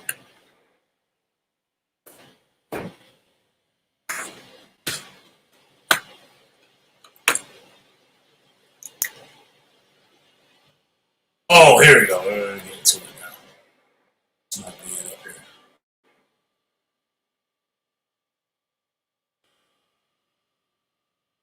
Divine origin of the Asiatic. That's what I want to do. The fallen sons and daughters of the Asiatic nation of North America need to learn to love instead of hate, and to know their higher self and lower self. This is the uniting of the Holy Quran of Mecca for teaching and instructing all Moorish Americans. The key of civilization was and is in the hands of the Asiatic nations. The Moorish, who were ancient Moabites and founders of the holy city of Mecca. The Egyptians, who are the Hamathites and of the direct descendants of Mizraim. The Arabians, the seed of Hagar, Japanese and Chinese. The Hindus of India, descendants of the ancient Canaanites, Hittites, and Moabites.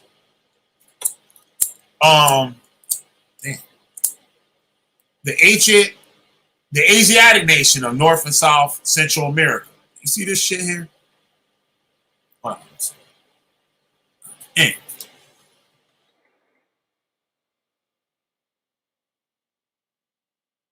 Look who he said the Asiatics are. Well, actually, you can say those people are Asiatics. Because Asians did come to America. That's true. That's true. The Moorish Americans, this says the Moorish Americans, Mexicans in North America, Brazilian, Argentinian, Chileans in South America. Colombians, Nicaraguans, and the natives of San Salvador and Central America. All of these are Muslims. The Turks are the true descendants of Hagar, who are the chief protector of the Islamic creed of Mecca.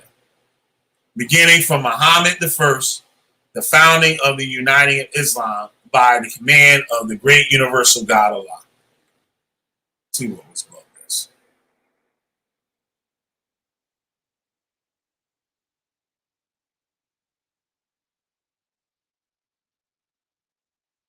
Oh.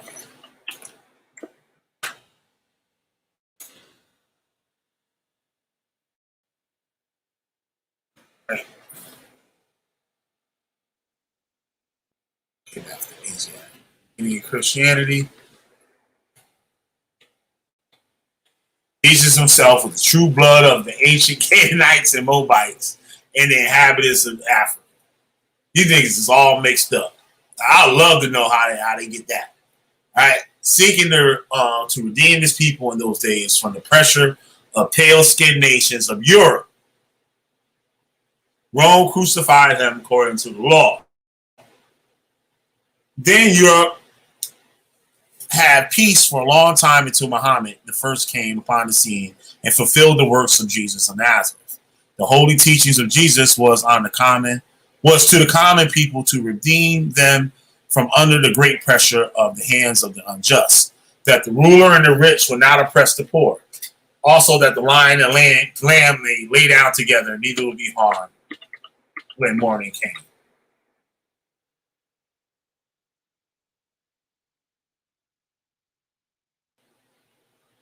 Through the 10 Commandments, the rulers and the rich live, while the poor suffer and die.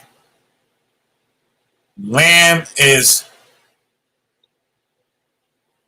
the poor people. The lion is the rulers and the rich. And through love, truth, and peace, freedom, and justice, all men are one and equal to seek their own destiny and to worship under their own vine and fig tree, after the principle of the holy and divine laws their forefathers. All nations of the earth in these modern days are seeking peace, but there is but one true and divine way that peace may be obtained in these days, and that is through love, truth, peace, freedom, justice, being taught universally to all nations and all lands.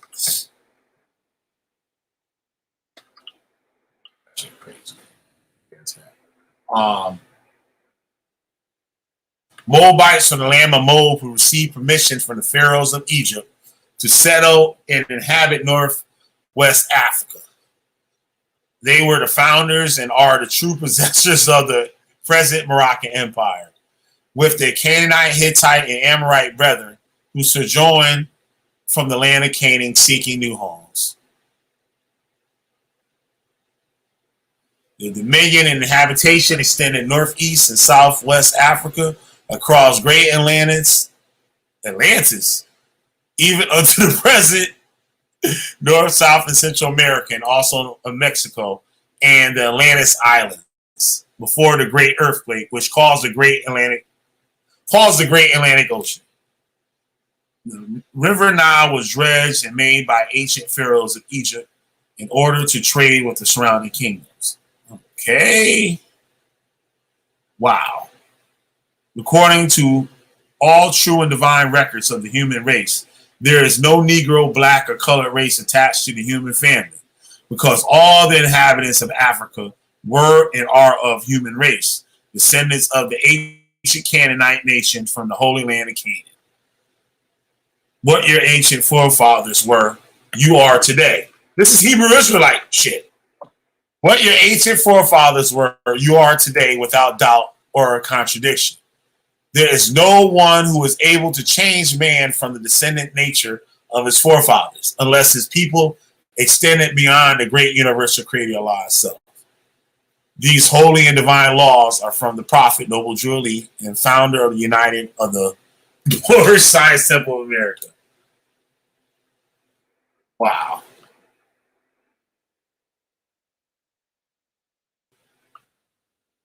That is why the nationality of the Moors was taken away from them in 1774, and the word Negro, black, and colored was given to the Asiatics of America, who were of Moorish descent, because they honor not the principles of their mother and father, and strayed after the gods of Europe on whom they knew nothing. That's Hebrew Israelite bullshit right there.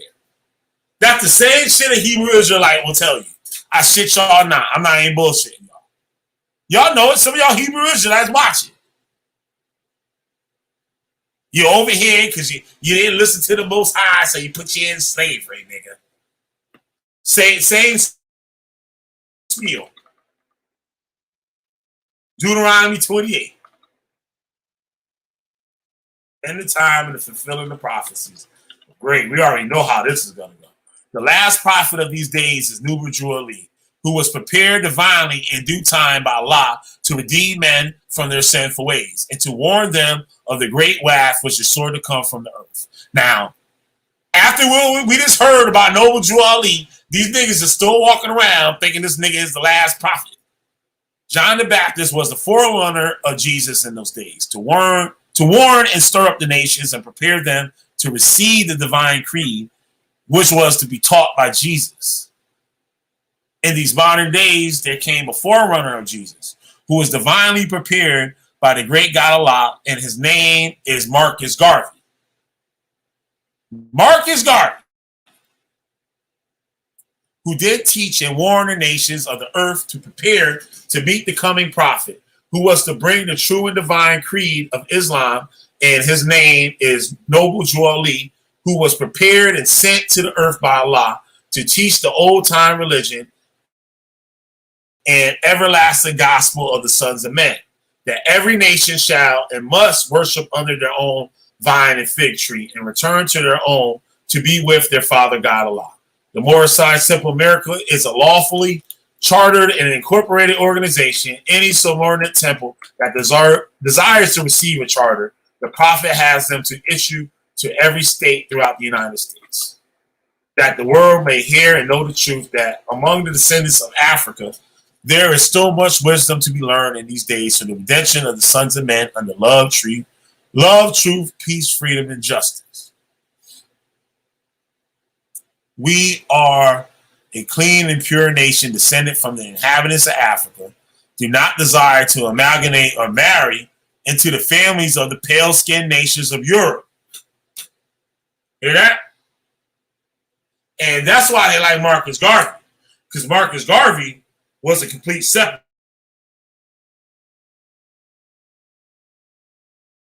Marcus Garvey's premise, as we see the Nation of Islam dealt with the KKK.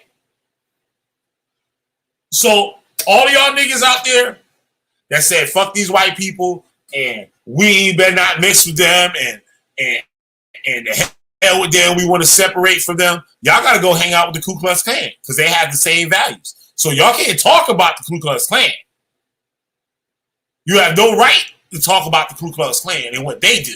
You're supposed to agree with what the Ku Klux Klan does. Ku Klux Klan don't want you around them. You don't want to be around them, so y'all should be friends. And I'm going to keep it 100. I had, when I was in the Hebrew Israelite cult, I had some of the greatest conversations with white supremacists. I shit you not. You know why? Because we all believe the same thing.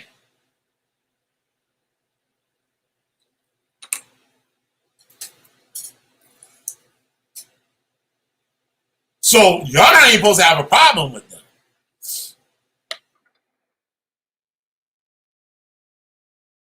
Turning to the church and Christianity back from the European nations. Wait, hold on, I skipped over something there.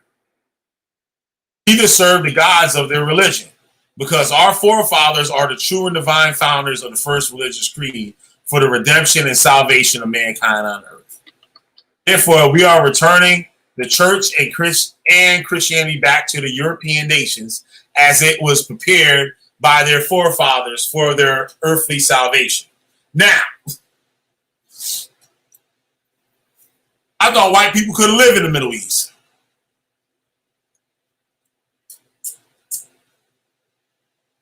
Ain't that where the Christians and stuff was? Let me look at my chat. Let me look at the chat in a minute. I hope I'm still on the air. Hold on. Yeah, I am. 7 people up in here. What up, Malak? I ain't see y'all. Keeping your wife in order. That's right, Brainstorm. Did I put the link up in here? Let's see here. What up, Malak? Oh, you up in here talking shit or something? A little information in the Quran is from. Yeah, it's from the Aquarian Gospels. Yup.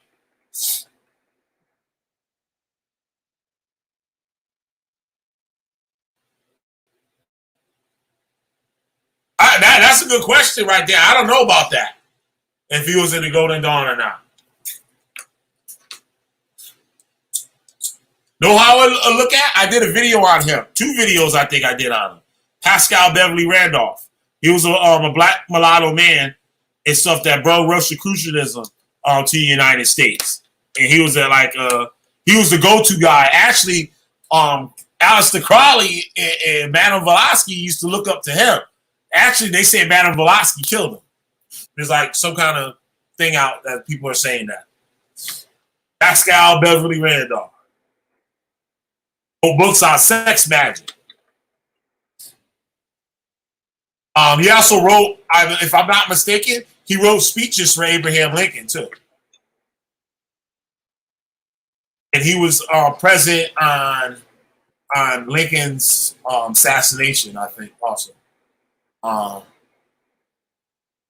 And there ain't no cults helping nobody out. That's why synagogues, churches, and mosques are better, because they're actually helping people with food and help people with bills again. Yeah, you're right about that. They do. I say that shit. But a lot of these churches, cults too, and shit, and do that shit. But And actually, a lot of those churches, they keep that shit closed only for their members and shit. A lot of the real cultish ones, they don't like outsiders coming in unless they join in their church. Like they'll have something, say like a community thing, like a food pantry or something, and they go there and try to make you pray. You know what I'm saying? That's illegal. Like they ain't supposed to do that shit.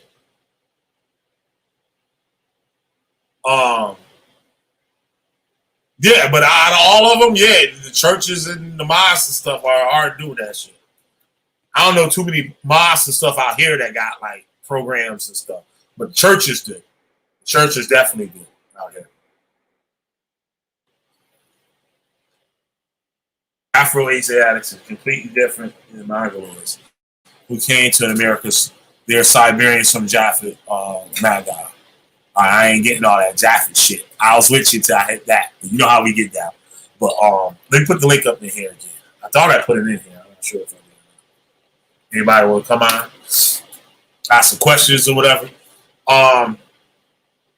Get back to it. Let me read a little bit more. I'm at the end of this. I'm going to put the link for that book too.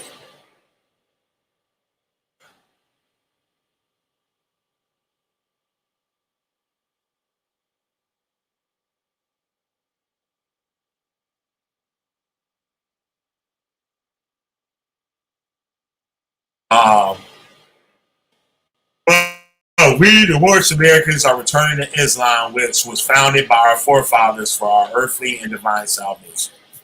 So these niggas talking about they fucking goddamn Islam. God damn. Let me show y'all the link. Let's go.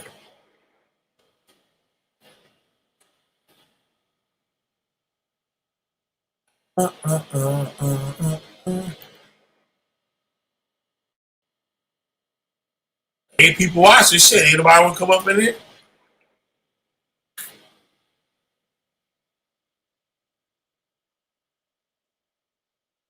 All right. Got something else here.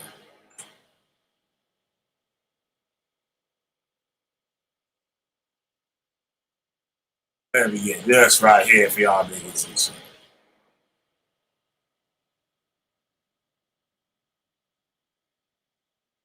Right? Yes, I got another one. I'm going to give y'all this one too.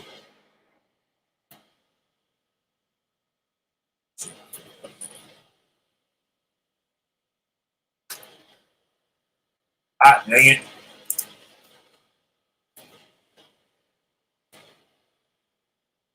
All right, here we go. Box here.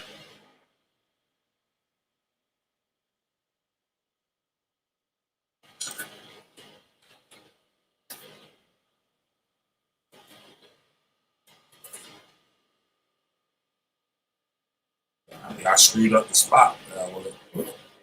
That did screw up the spot. I don't know why I don't set up this over there on the keyboard. God damn.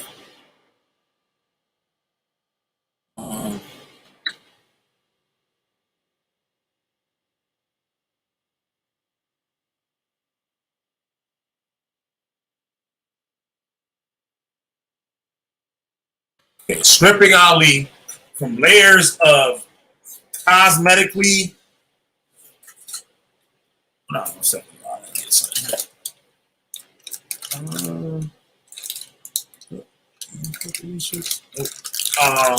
Stripping Ali from layers of cosmetically embellished folklore has resulted in the emergence of Thomas Drew, a gutsy African American who constantly reinvented himself from a struggling agricultural and port laborer in Norfolk and Richmond, Virginia,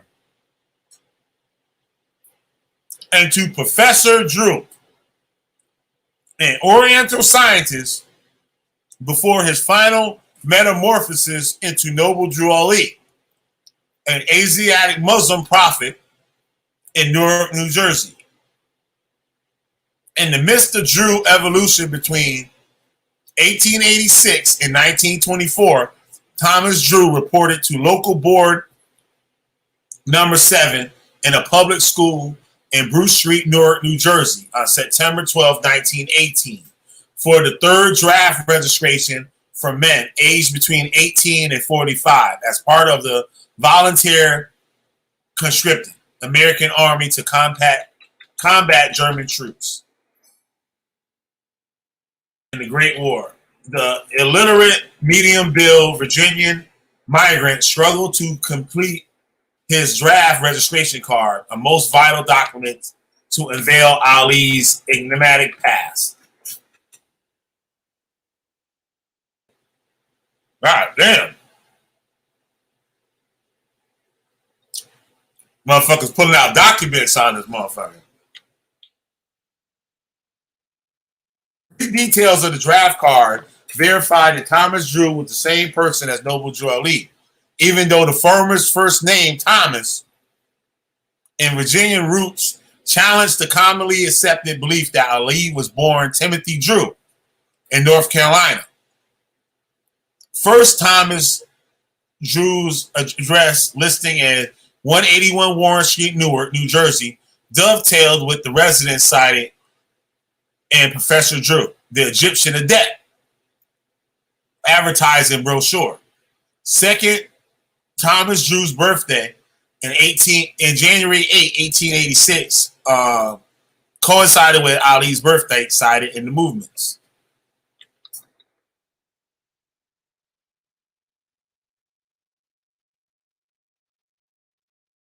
I wish I could read. That shit's real hard to read.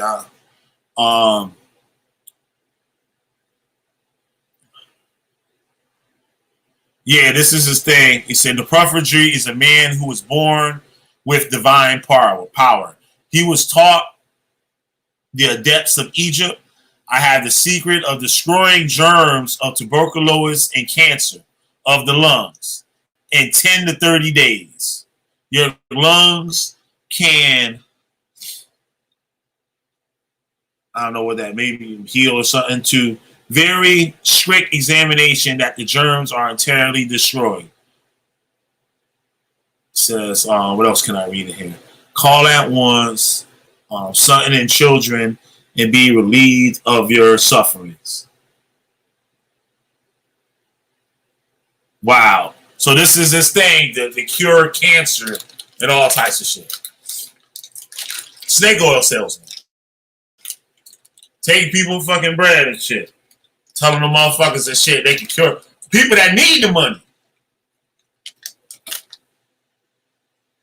Crazy.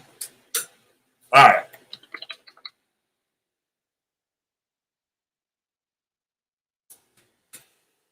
Religious lister, Quran questions in his death certificate.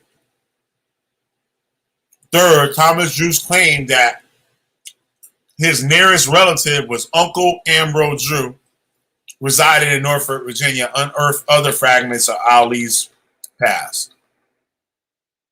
Combing through the public records of Thomas Drew Virginian parentage led to further discoveries, including 1920 U.S. federal census record of Drew residing in 181 Warren Street, Newark, New Jersey, working as a preacher on the public streets. Another was the 1900 U.S. federal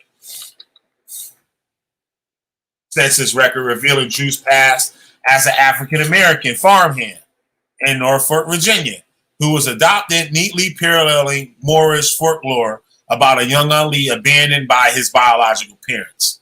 While the devout Moor Science Temple of America followers would especially be wary of embracing Drew Ali's demythologized past as Thomas Drew. It would simultaneously be empirically irrational for them to dismiss the symbiotic convergence between the pair, as both shared a common surname, racial group, birth date, literacy level, street address, and religious occupation.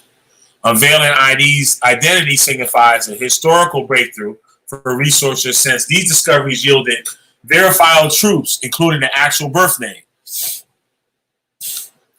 origins, physical descriptions, literacy levels, adopted family structure, immigration pattern, employment records, the early religious experimentation, second understandings, Ali's pre-1925 past acts as a useful historical tool to explain his evangelical success ahead of other proselytizing religious movements in the 1920s, Black urban America. While Ali played an Eastern personnel as Allah's Asiatic prophet, Drew's distinctive African American roots and common struggles blessed him with unique insight to the psyche and spiritual pulse of urban African American and the competitive religious marketplace.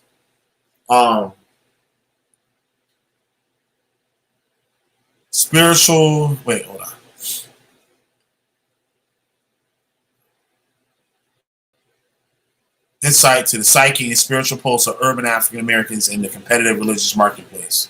Third, Thomas Drew's successful triumph over family crisis, literacy, racial discrimination, and class barriers posed by urbanization, immigration, warfare, shifting religious philosophies, and early 20th century.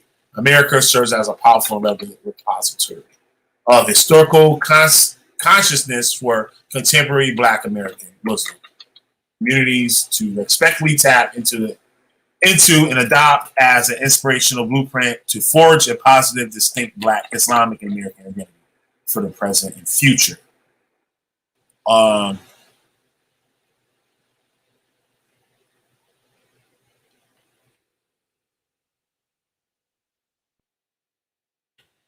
In fact, Drew himself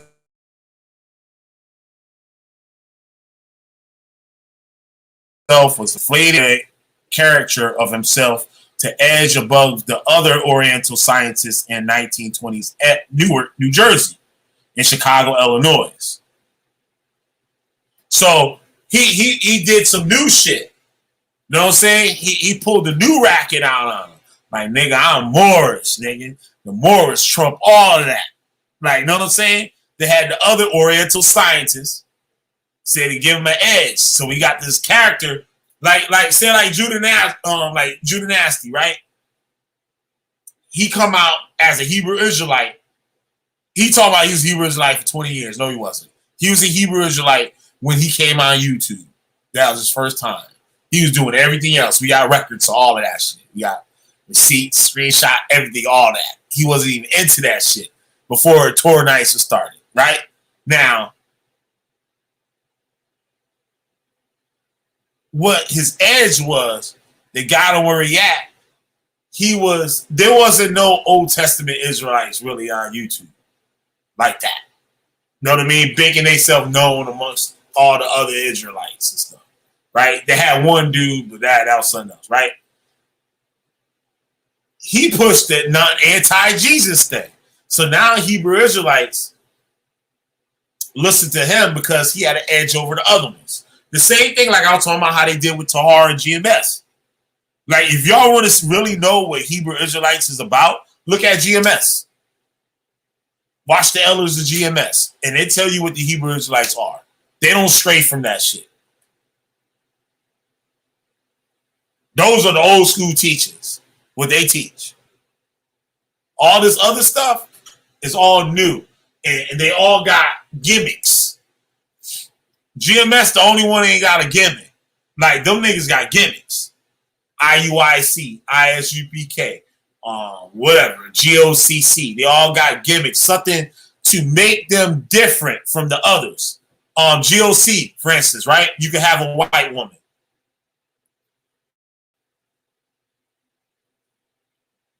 You can't in no other Hebrew Israelite group.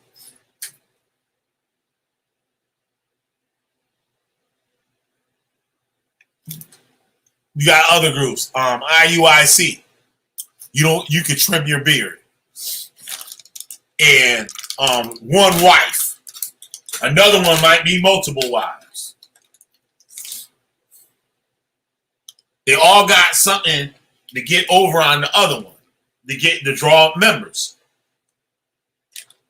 And you just go fit where you fit in. Like in a prison or a school cafeteria. Everybody know where to sit. All your punk bitch motherfuckers go sit over there. All your jocks go sit over there. All the heavy metal heads sit over here. All the black people that sit over there. All the nerds sit over there. Same thing.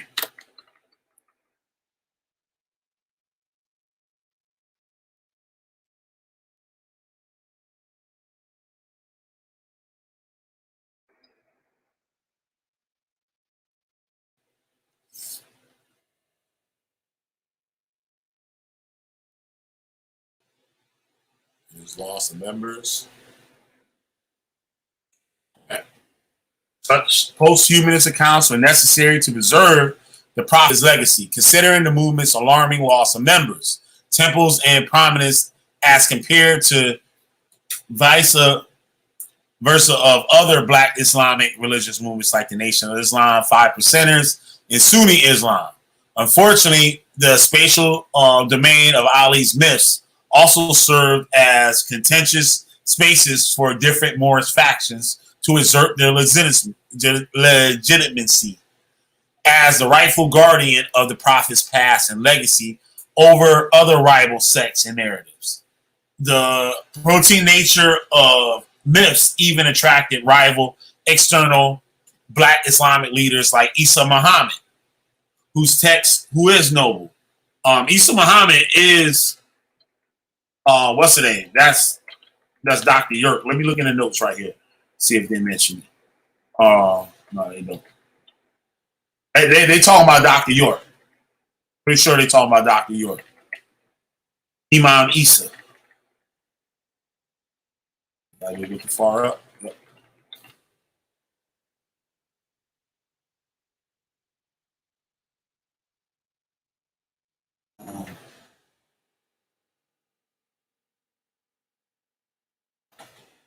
Yep. Yeah. Where the hell am I?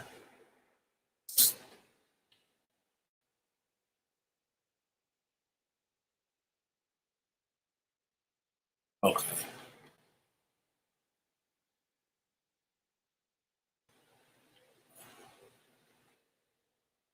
Okay, I'll just stop here and start here.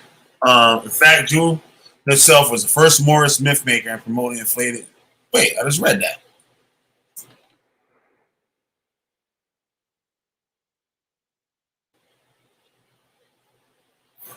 I'm just talking about Imam Isa. I don't remember reading this right here.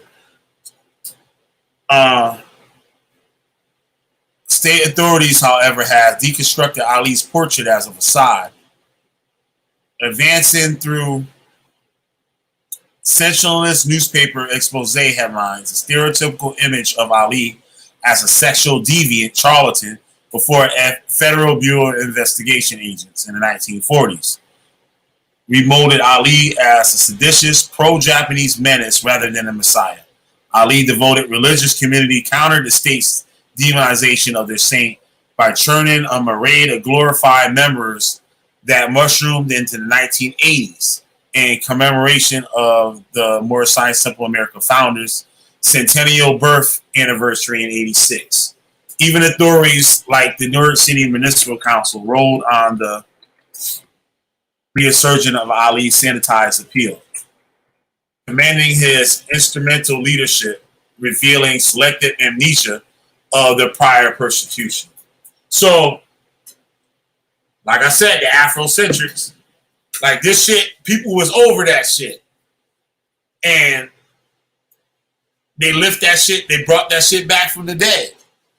And it was like these niggas forgot who this man really was. Yeah, this is where I left off right here.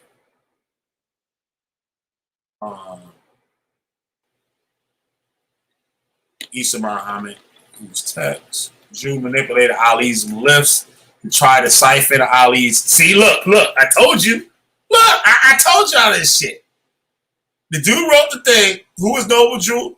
Ali manipulated Ali's myths to try to siphon Ali's followers into his. Yeah, that is Dr. York. That is Dr. York. See? Try to siphon Ali's followers into his Ansar Allah community through an invented linear trajectory of black Islamic religious figures from Ali to Elijah Muhammad to himself, in an unbroken but surreptitious chain of succession. The competing mythological narrative where Ali's past were used and abused and engendered an extremely haphazard biographical past. Though these pluralistic accounts frequently contradict one another, they could generally be characterized into an exotic genealogical lineage from 1886 to 1895. Dubious employment history from 1895 to 1900. Debatable travels and spiritual odyssey from 1900 to 1913. And an unverifiable Canaanite temple leadership in Newark, New Jersey from 1913 to 1925. Genealogy myths. Every year on the 8th anniversary, thousands of Moorish Americans throughout various temples commemorate Joy Ali's birthday, as encouraged by the Prophet himself.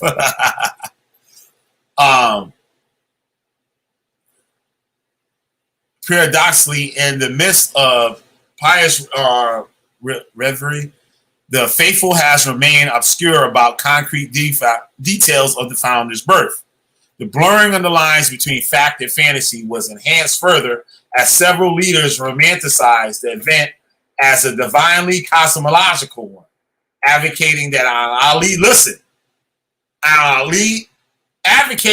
Ali's birthday, an earthquake took place, symbolizing the arrival of Allah's prophet on earth. Hit that like button, y'all. Shit. See this shit? In likelihood, Ali himself encouraged such lessons as recounted by brother I. Cook Bey, Ali's close aide, that in eclipse took place in the rural community where the prophet was born. When I was born, it turned dark in the daytime. The people put their hoes down and came out into the field. While these glorious accounts of Ali's miraculous birth was designed to authenticate his religious leadership, Judah Nasty with the UFOs following him around and landing, wanting him to come on the ship. Y'all remember that shit? I got it on tape. Play me, they documented, niggas. I got these niggas documented. Got these niggas documented. This fool gonna try to tell us that goddamn UFOs be following him. And that it landed. He told Solomon that the motherfucker landed. And was looking for him to get on the ship.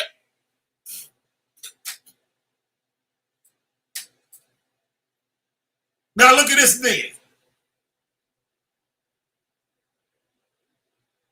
While these glorious accounts of Ali's miraculous birth was designed to authenticate his religious leadership. See? Contemporary Moorish American continues to cling onto such mythological narratives of Ali's unproven genealogy, parentage, and upbringing in North Carolina. However, the newly discovered materials attested that Ali was born Thomas Drew on January 8th, 1886. And he probably just had his name Timothy Drew so the motherfuckers could have looked his ass up.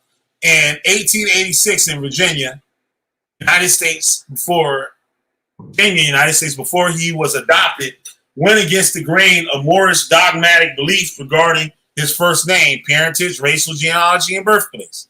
Ali's deliberate masquerading of his origins with an Eastern mask. Now, who do that shit? Come on, y'all. Quit playing with me.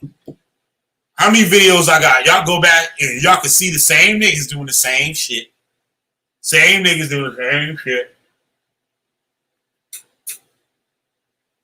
Was not the work of a con artist, but rather of a skilled proselytizer who adroitly crafted an oriental image comprehensible and alluring to his audience. Oh, we knights of the temple. We're temple guardians. We Levites. The family blanketed his lineage out of MSTA literature and realigned it to a more divine genealogical heritage. Select delicate shards of his painful past and weave them into transmogrified prophet-like tropes and D, ingeniously connected his broken familial past with his present demand as a prophet. Now, who's done that? Quit playing with me, y'all. Quit fucking playing with me. Oh, my mama was a crackhead. You know, all my daddy ever did was teach us how to fight because, you know, he was a jail nigga and shit. And I don't think he loved us.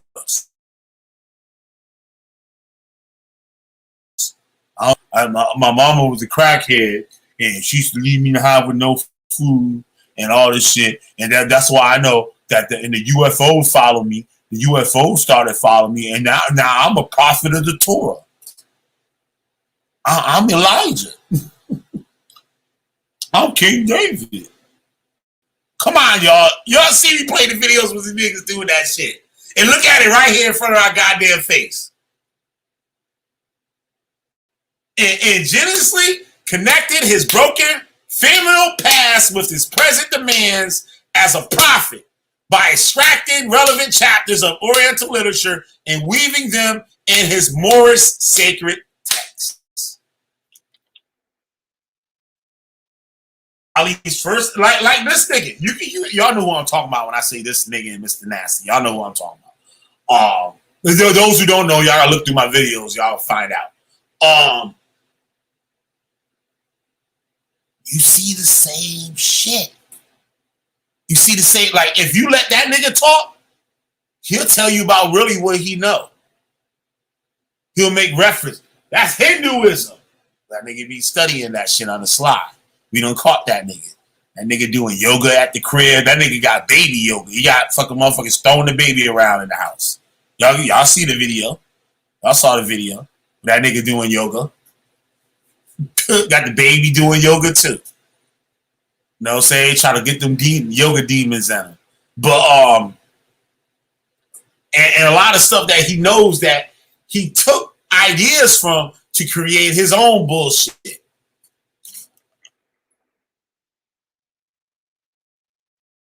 And filing Ali's death certificate in 1929, while it could be argued that Payne was privately to Ali's early identity as a close aide, Payne else fleetly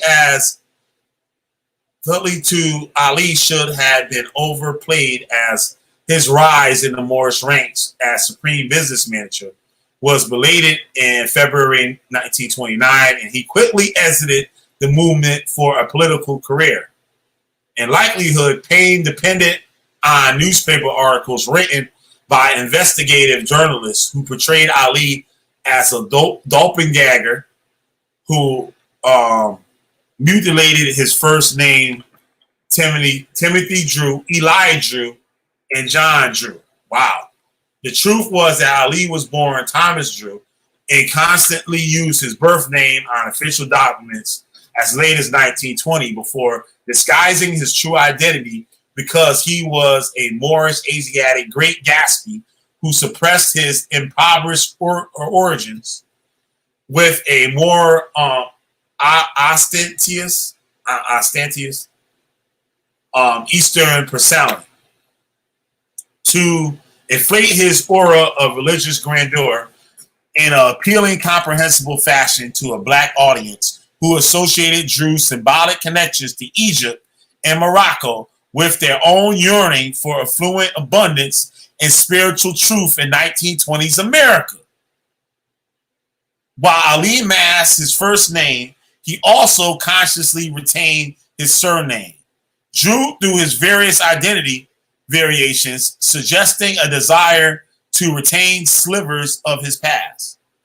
This calculated gesture to anchor his Eastern identity to a distinctly American heritage enhanced the effectiveness of his Moorish evangelical crusade as a unique Eastern American formula. He assured potential converts interested in embracing a new Moorish Muslim identity that a conversion did not entail, a complete severing of cord to their family and American roots.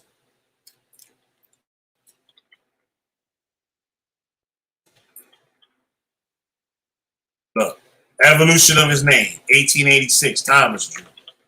1898, Thomas Drew. laborer, farmhand,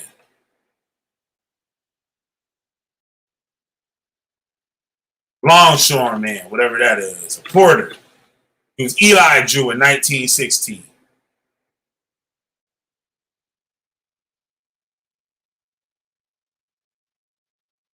Thomas Drew, Professor Drew, 1918 to 1923. The Egyptian of debt. 1925, Noble Drew,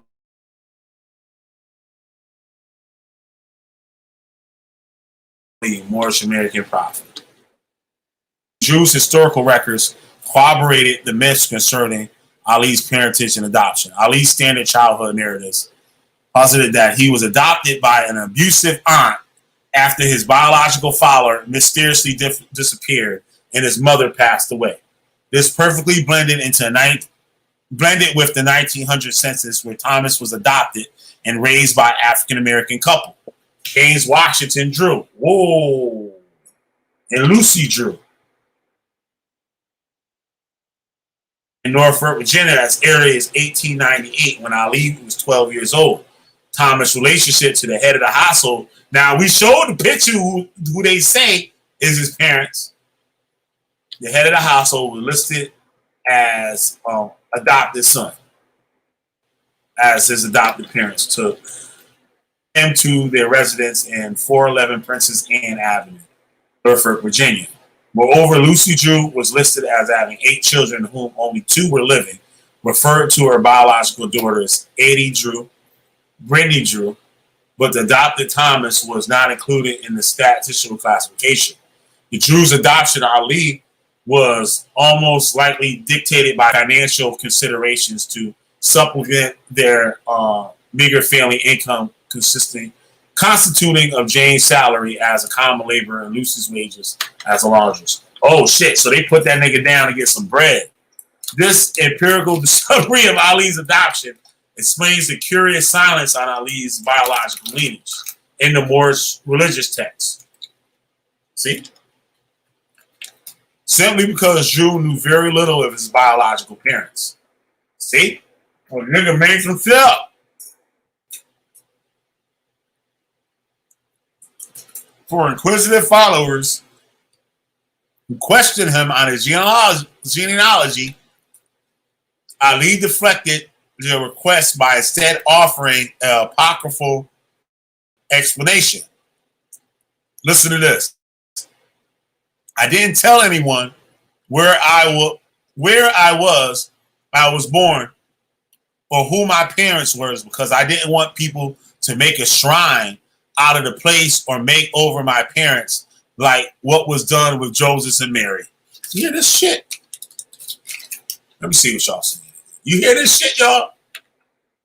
Am I making this shit up, or I'm showing y'all this shit? Oh, let me get that dumb shit you got up on the screen. God damn.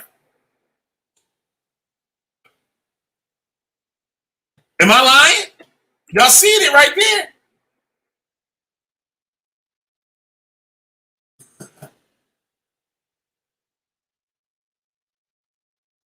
Oh, hit that like button. See this shit?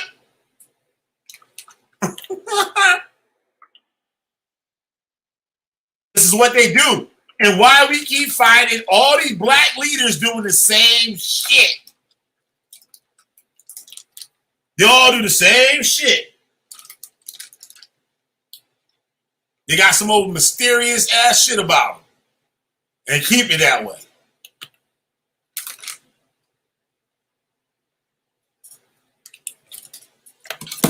Damn. This empirical discovery of Ali's adoption explains the curious science.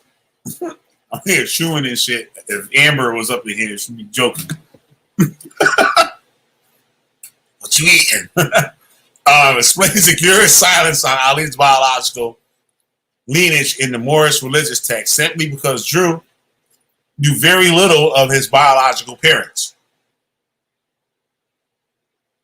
Oh, I already read that. My bad. Shit. Not what I do. Did something stupid. Oh shit, I fucked up something, bro.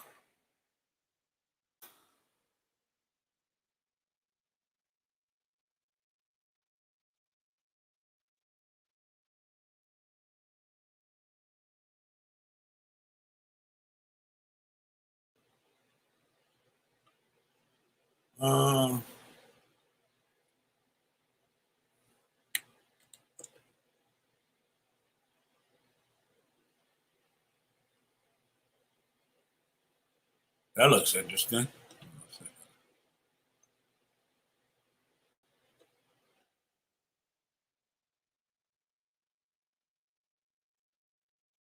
Um,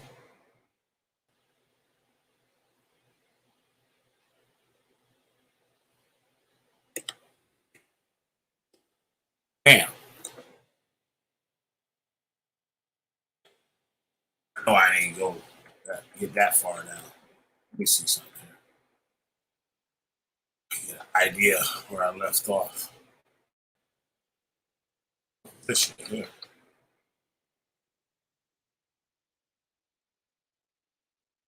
Lebanon Daily News.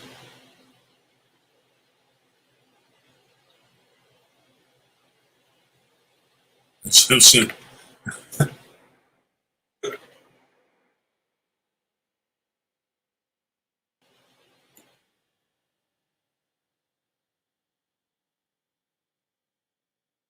Earned the wrath of Harry Houdini for being the Eastern hoax. He was dubbed the Egyptian in debt. This thing got a lot of stuff in it here. Okay, now I was below this. I know that.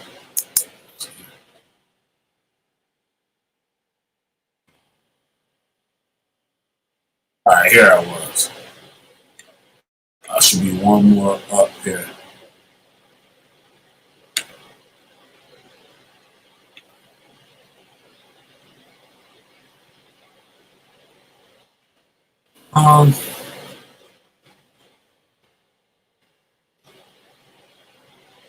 See, we call it to ministry like Malcolm.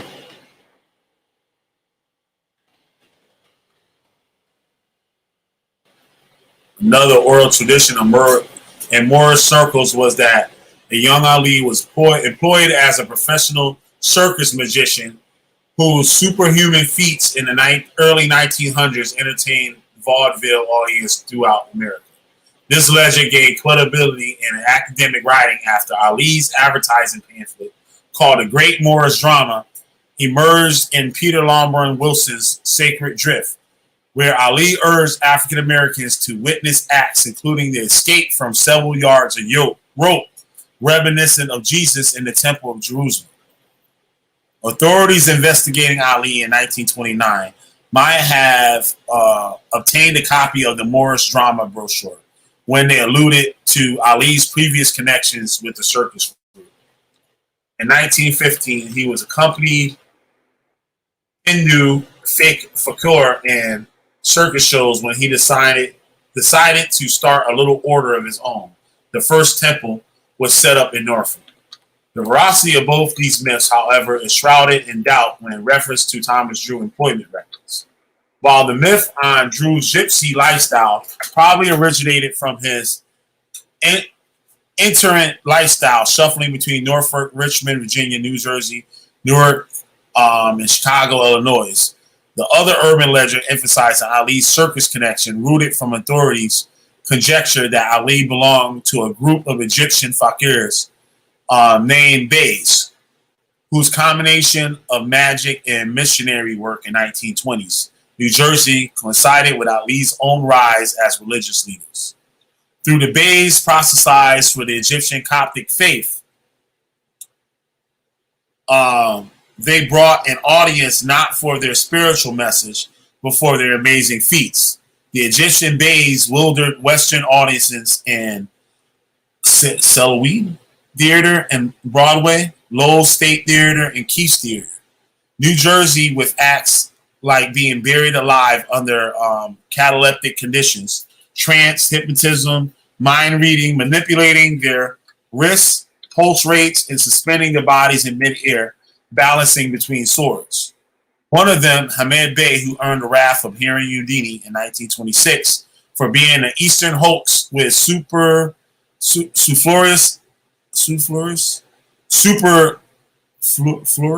I can't pronounce that, claims and esoteric superpowers, headline vaudeville act, and was dubbed the Egyptian Adept. All right. Yeah.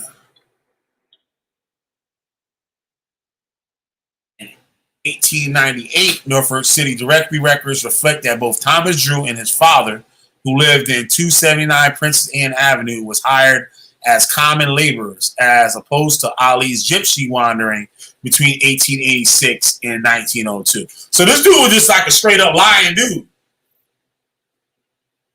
Towards the end of the 19th century, Norfolk emerged as a middle-sized southern port city and commercial hub that lured many African Americans from farms and small towns in Virginia, North Carolina, and Maryland, including the Drews. The growth in the city manufacturing and transportation fortunes provided uneducated black, as Ali and his adopted father, with laborers' jobs in lumbering factories, cotton knitting mills, cigarette, tobacco companies, and shipbuilding plants. However, like many black Norfolk laborers, the Drews were paid little and could not obtain the economic advancements to catapult themselves into the black middle bourgeoisie class, bourgeoisie, or some shit.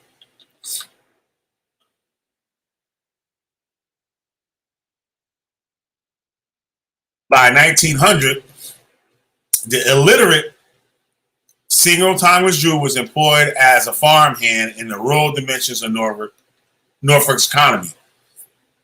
14-year-old Drew probably worked in one of Norfolk's truck farming regions in the urban fringe to supplement the Drew's household income.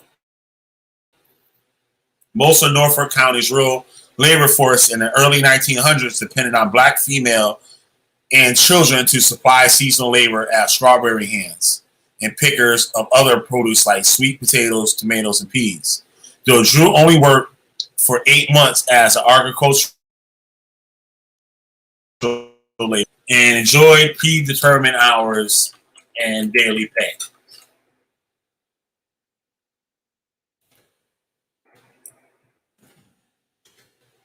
His dad, James Drew, worked as a longshoreman and won a Norfolk's collection of maritime and port companies in 1900. Let me skip over some of this.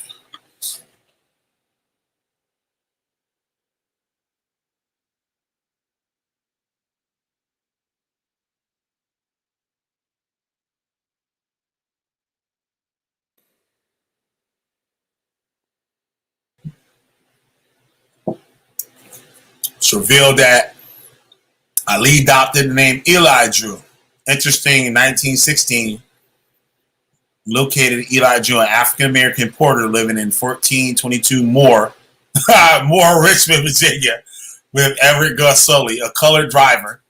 Just as important was the identity of his neighbor, Joshua Mosby, a colored butcher residing in 1419 Moor, Virginia, who transformed himself into Ali's leading lieutenants as Sheikh Mosley L of the MSTA, Temple number 6.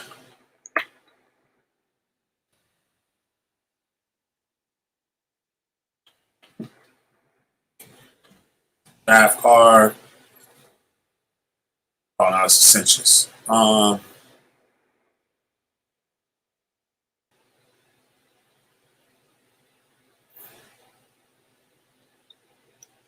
While the exact nature of their relationship remains speculative, Gaines was possibly Ali's first convert to embrace the embryonic proto-Moorish science teachings, as she permitted Drew to use their shared unit as a cosmological site for Professor Drew, the Egyptian adept's 2 hours daily spiritual consultation session.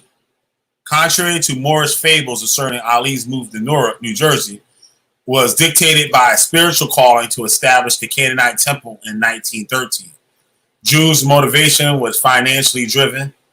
1917, Thomas Drew found his economic fortunes intertwined with global events, impacting the Submarine Boat Corporation. The SBC was actually a subsidiary of Electric Boat Company, formed in 1899.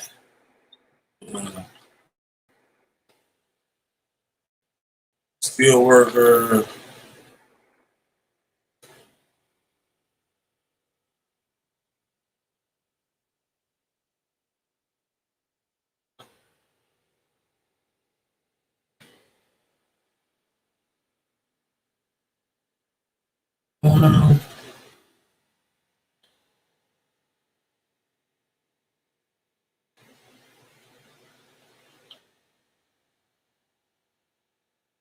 Oh shit. On the flip side of the coin, Drew's appearance before the draft board and the contribution towards American industrial war effort did not represent a demonstration of his fealty of the states, but rather a means of economic survival. This was reflected by the arrest of Sheik J. Mosby L. for seditious charges in May 1928, as his controversial explorations of "to hell with the American flag, down with the white people" on top of a stepladder in Richmond, Virginia. In fact, this hasty revision of the name of Ali's religious organization from its original inception as the Moorish Temple of Science, and November 26, 1926, to the more patriotic sounding Moorish Science Temple of America.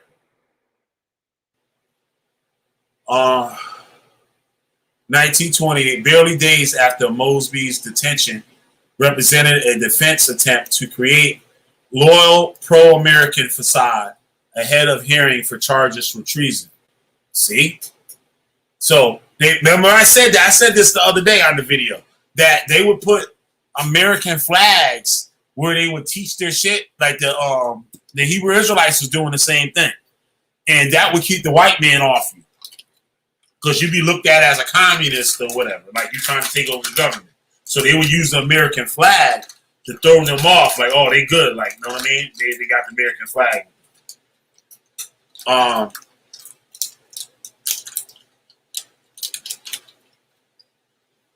So they was trying to look good.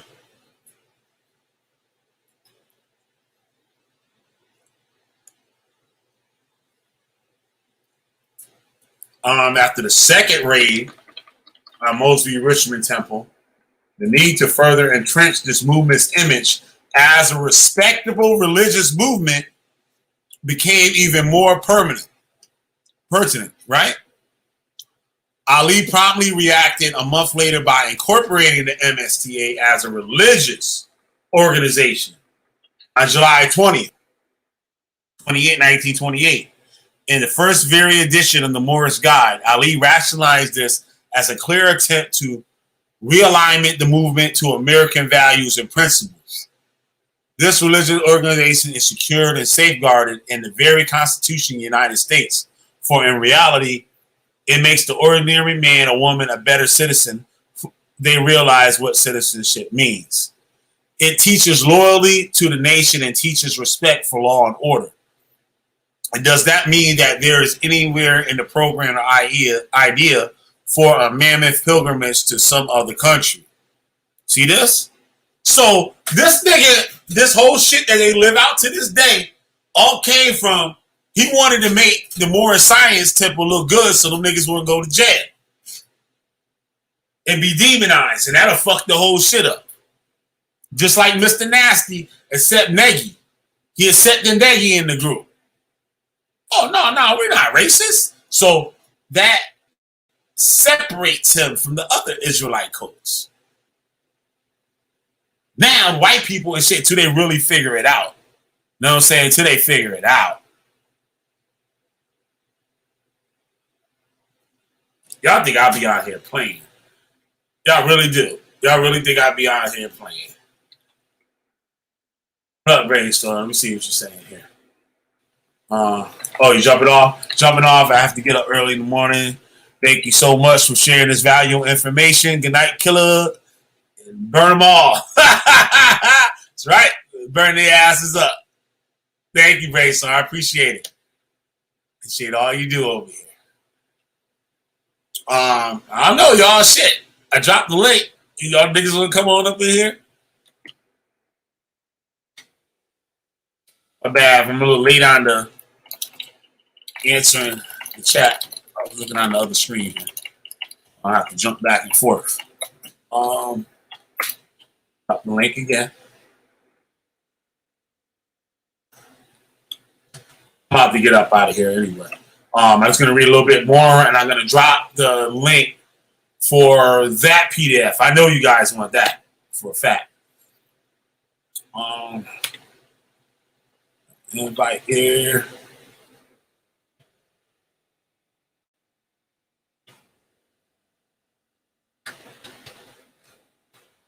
Probably a bunch of y'all bays and L's up in here watching me. Bad as hell eating popcorn. Fuck that nigga right there. Fuck that nigga Killer B. I'm about to drop a dime on that nigga. Watch. Fuck that nigga Killer B, yo. Nigga always talking shit. You see what he did, right? That shit all a setup, yo. Since when criminals start all of a sudden siding with the United States government? I ain't seen that shit.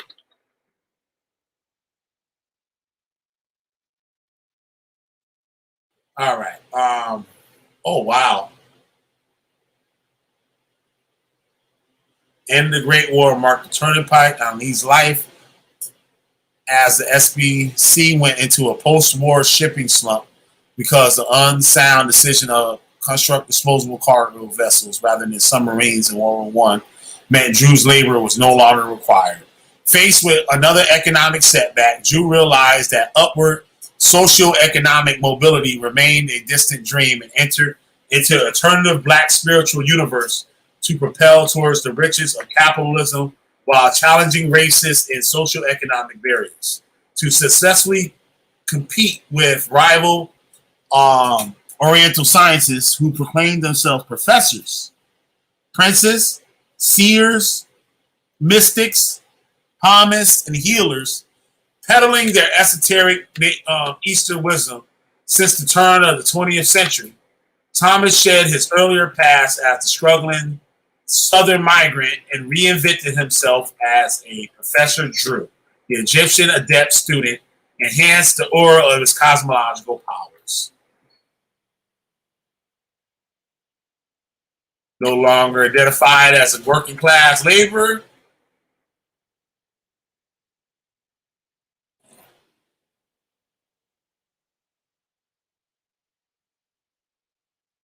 between 1900 and 1913, advanced the prophet embarked on a journey spanning nations as diverse as Egypt, Morocco, India, Saudi Arabia, England, where he was seen by the constellation of personalities ranging from priests, politicians, and Sufi scholars. The common thread binding these stories was that each foreign respective unveiled secret knowledge before conferring legitimacy on Ali to begin his evangelical mission to Islamicize Black America. However, such mystical sojourns did not materialize, as documents divulged that Thomas Drew was still based in Norfolk, Virginia during the time period. Still, Ali's mythical period of devotional learning revealed Ali to be a shrewd leader in connecting his spiritual leadership to various cosmological sites of power to expand his range of potential clientele while refusing to be shackled to a piece of Orthodox faith. Abdullah Ahari, elected white Sufi Moorish American historian, convincingly argued that these vernacular legends were imagined interpolations by Ali's followers to bridge the absence of information on Ali's pre-Moorish past. Seeing that Drew Ali told so little of his early life, either he or his followers tended to write or make legends about his childhood and life. before his Chicago mission from stories found in the Bible and Aquarian Gospels, as they tend to believe that all prophets live a similar life and have a similar mission. In their post-humanist veneration of Ali, oh shit, did I screw up again?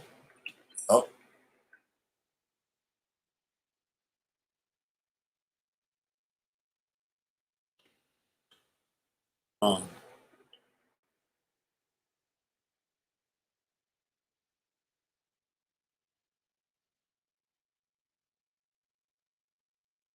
All right.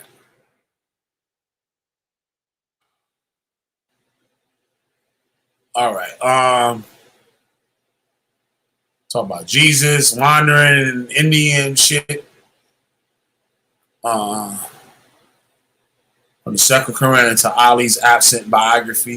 In 1933, 4 years after Ali's death, R. Francis Bate, a devout Moorish believer, insisted in the Baltimore African American that Ali studied and meditated for 18 years in Africa and Asia Minor. By early 1960s, another follower contended that Ali converted to Islam in Morocco, whose king granted Ali permission to propagate Islam in America. Another dispute that in 1976, Ali performed a pilgrimage to Saudi Arabia, where he received a charter from Sultan Abdul Aziz ibn Saud. These narratives that teleported Ali to Islamic nations stemmed from the MSTA followers' desire to defend their theological doctrine from Sunni accusations of blasphemy. However, such tenuous connections of Ali's source of knowledge to the international Islamic nobility only tantamount to a forceful imposing a false textbook Islamic framework on Ali, who resisted any alternation of his Moorish doctrine. In spite of Sati Majid, a Sudanese Islamic missionary, attempts to attain fatwas leveled against Ali from Al-Azhar University in Cairo, Egypt in 1920 and 1930s. In 1978, a Moorish press article departed from earlier Sunni-fied pilgrimage narratives, espousing Drew's journey to Egypt to be initiated by a high priest after successfully navigating his way out of the vast, elaborate labyrinth of pyramids of Cheops blindfolded. A narrative that has featured prominently in academic texts. By the 1900s, Ravana Bey from the Moorish Academy of Chicago exaggerated the saga of Drew's Egyptian sojourn by painting Ali as a Sufi saint. He graduated from Al-Azhar University, Cairo, and was inducted into the Ikhwan al-Safa Brotherhood of Purity, an esoteric Sufi order under the tutelage of Egyptian reformers Muhammad Rashid Rida and Aziz Ali al-Mazari Bey. The Jews' mystical trip to Egypt did not occur. This myth significantly revealed Ali's appropriation to rituals, titles, religious culture from Freemasonry and black shrines.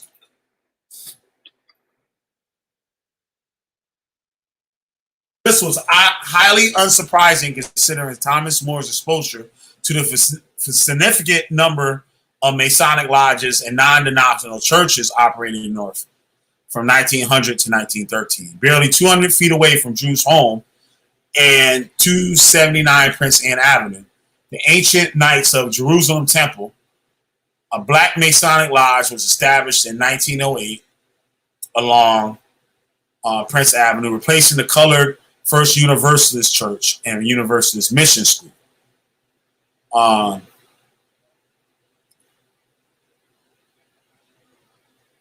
right, Philosophy Building was instituted in Norfolk, printing esoteric texts like Levi X. Dolling's Aquarian Gospels of Jesus that will be used in future by Drew and Newark, both in his persona as Professor Drew, the Egyptian adept, to inquisitive clients desiring knowledge of 18 years of Christ's silent life, as well as Noble Drew Ali, the Moorish American prophet, and binding his Circle 7 Quran. While such pretzel shifts in his followers' tales of Ali's spiritual traverses to dilute his authenticity.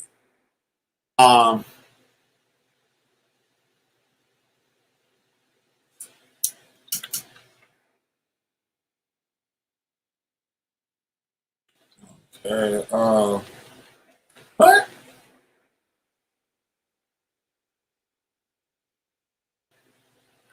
Alchemic transmutation into Ali Ma'ed Bey. Fuck. Nigga.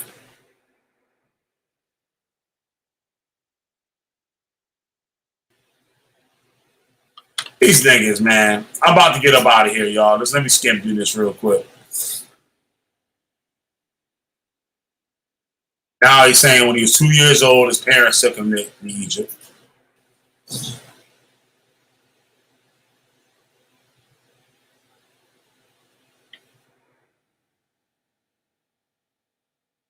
Unbelievable.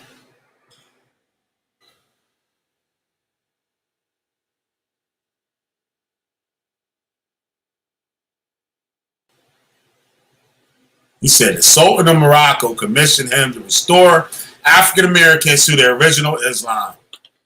God damn, this is stupid ass shit. Yo, I'm about to get up out of here. This is too much for me. Just looking to see what else is up on here. Almost at the end. I'm not gonna forget to put it up in here for you.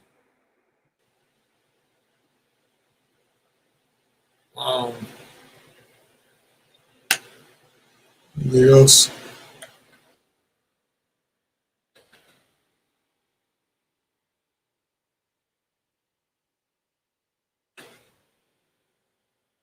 What's this? Temple.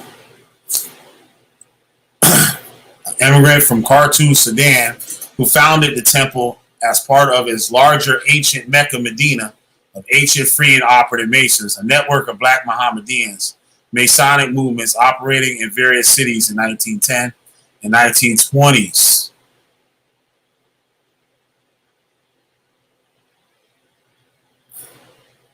Still Drew's evolution from Professor Drew to Noble Drew Ali, the extremist Drew's organizational genius, and his shrewd rewriting of Newark's historical religious past by erasing Suleiman's tutelage over the Canaanite temple and incorporating himself into MSTA literature. Damn. This is good reading right here.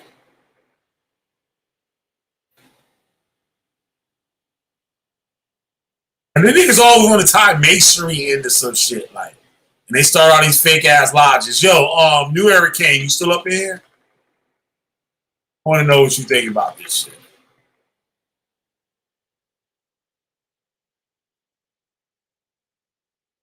That's something your ass need to get on, New Era King. If you up in here still, you need to start fucking up these clandestine lodges and shit.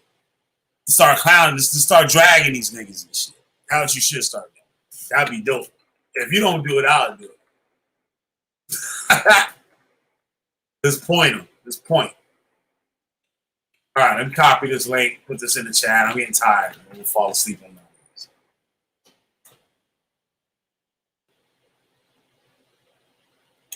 I fucked around and woke up 4 in the afternoon.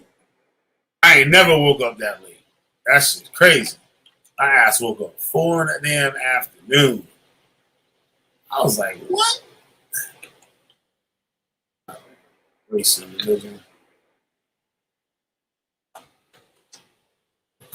Man.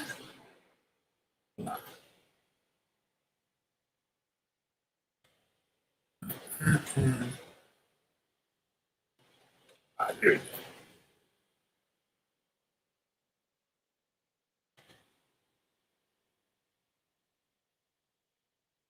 All right, here's this link. So you guys got that for y'all reading pleasure.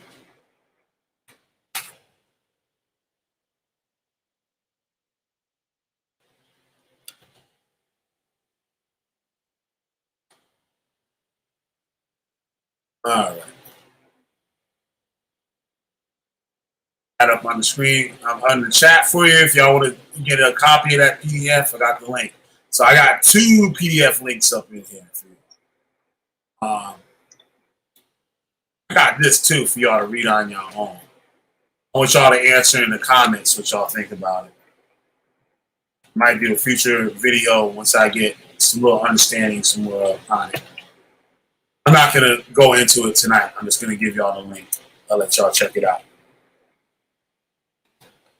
All right. Okay. Yeah, so I'm going to put the link up in here, the StreamYard link up in here again.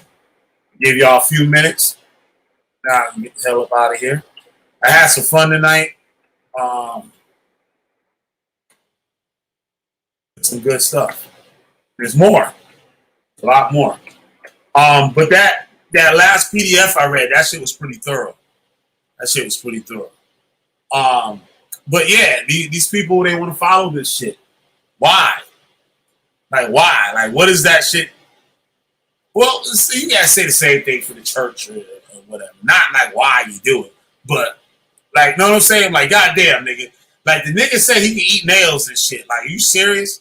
Like, you worshiping this man as a fucking god. Like, it's one thing you want to practice Islam. I don't give a shit if you practice Islam. I don't give a shit if you practice Judaism or whatever. Baptist, Catholic, I don't even give a shit. But I'm just like, well, goddamn, niggas. If y'all gonna follow behind a motherfucker like this, like, that shit is crazy. And it not only makes that motherfucker look stupid, it makes all the other cults that branch off of that shit look stupid. Like, they branch off. They wasn't teaching what the truth about the prophet. Yo, but you all leave. It's like, yo, nigga, like, what the fuck you talking about? That nigga ain't no guy. That nigga ain't never been to Egypt. That nigga ain't never did none of that shit. That shit was all freestyle. And you dumb niggas. So, you got a link. Y'all want to come up in here? If not, I'm getting the hell out of here. What else? What more can I say? That song go. What more can I say? Damn. If this ain't it, like, so the Moorish time is science simple. Ain't got no goddamn business talking about the rise of the Moors, terrorist group. I'm gonna call it as I see it. Oh, I forgot to play some of that. There's some footage of him calling from jail.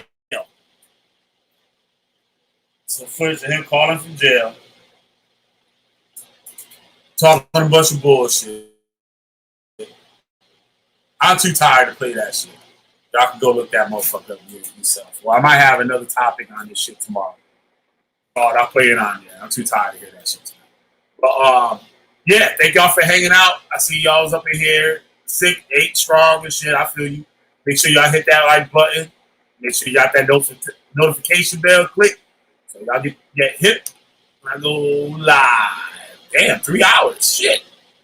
I guess that was 3 hours. But hey, I give y'all the information. Y'all can't say I don't give y'all niggas no information. So I'm Killer B, goddamn witch finder general. You got a witch, I'll burn their goddamn asses up every motherfucking time. Peace, y'all. Shit. All right, y'all. Later.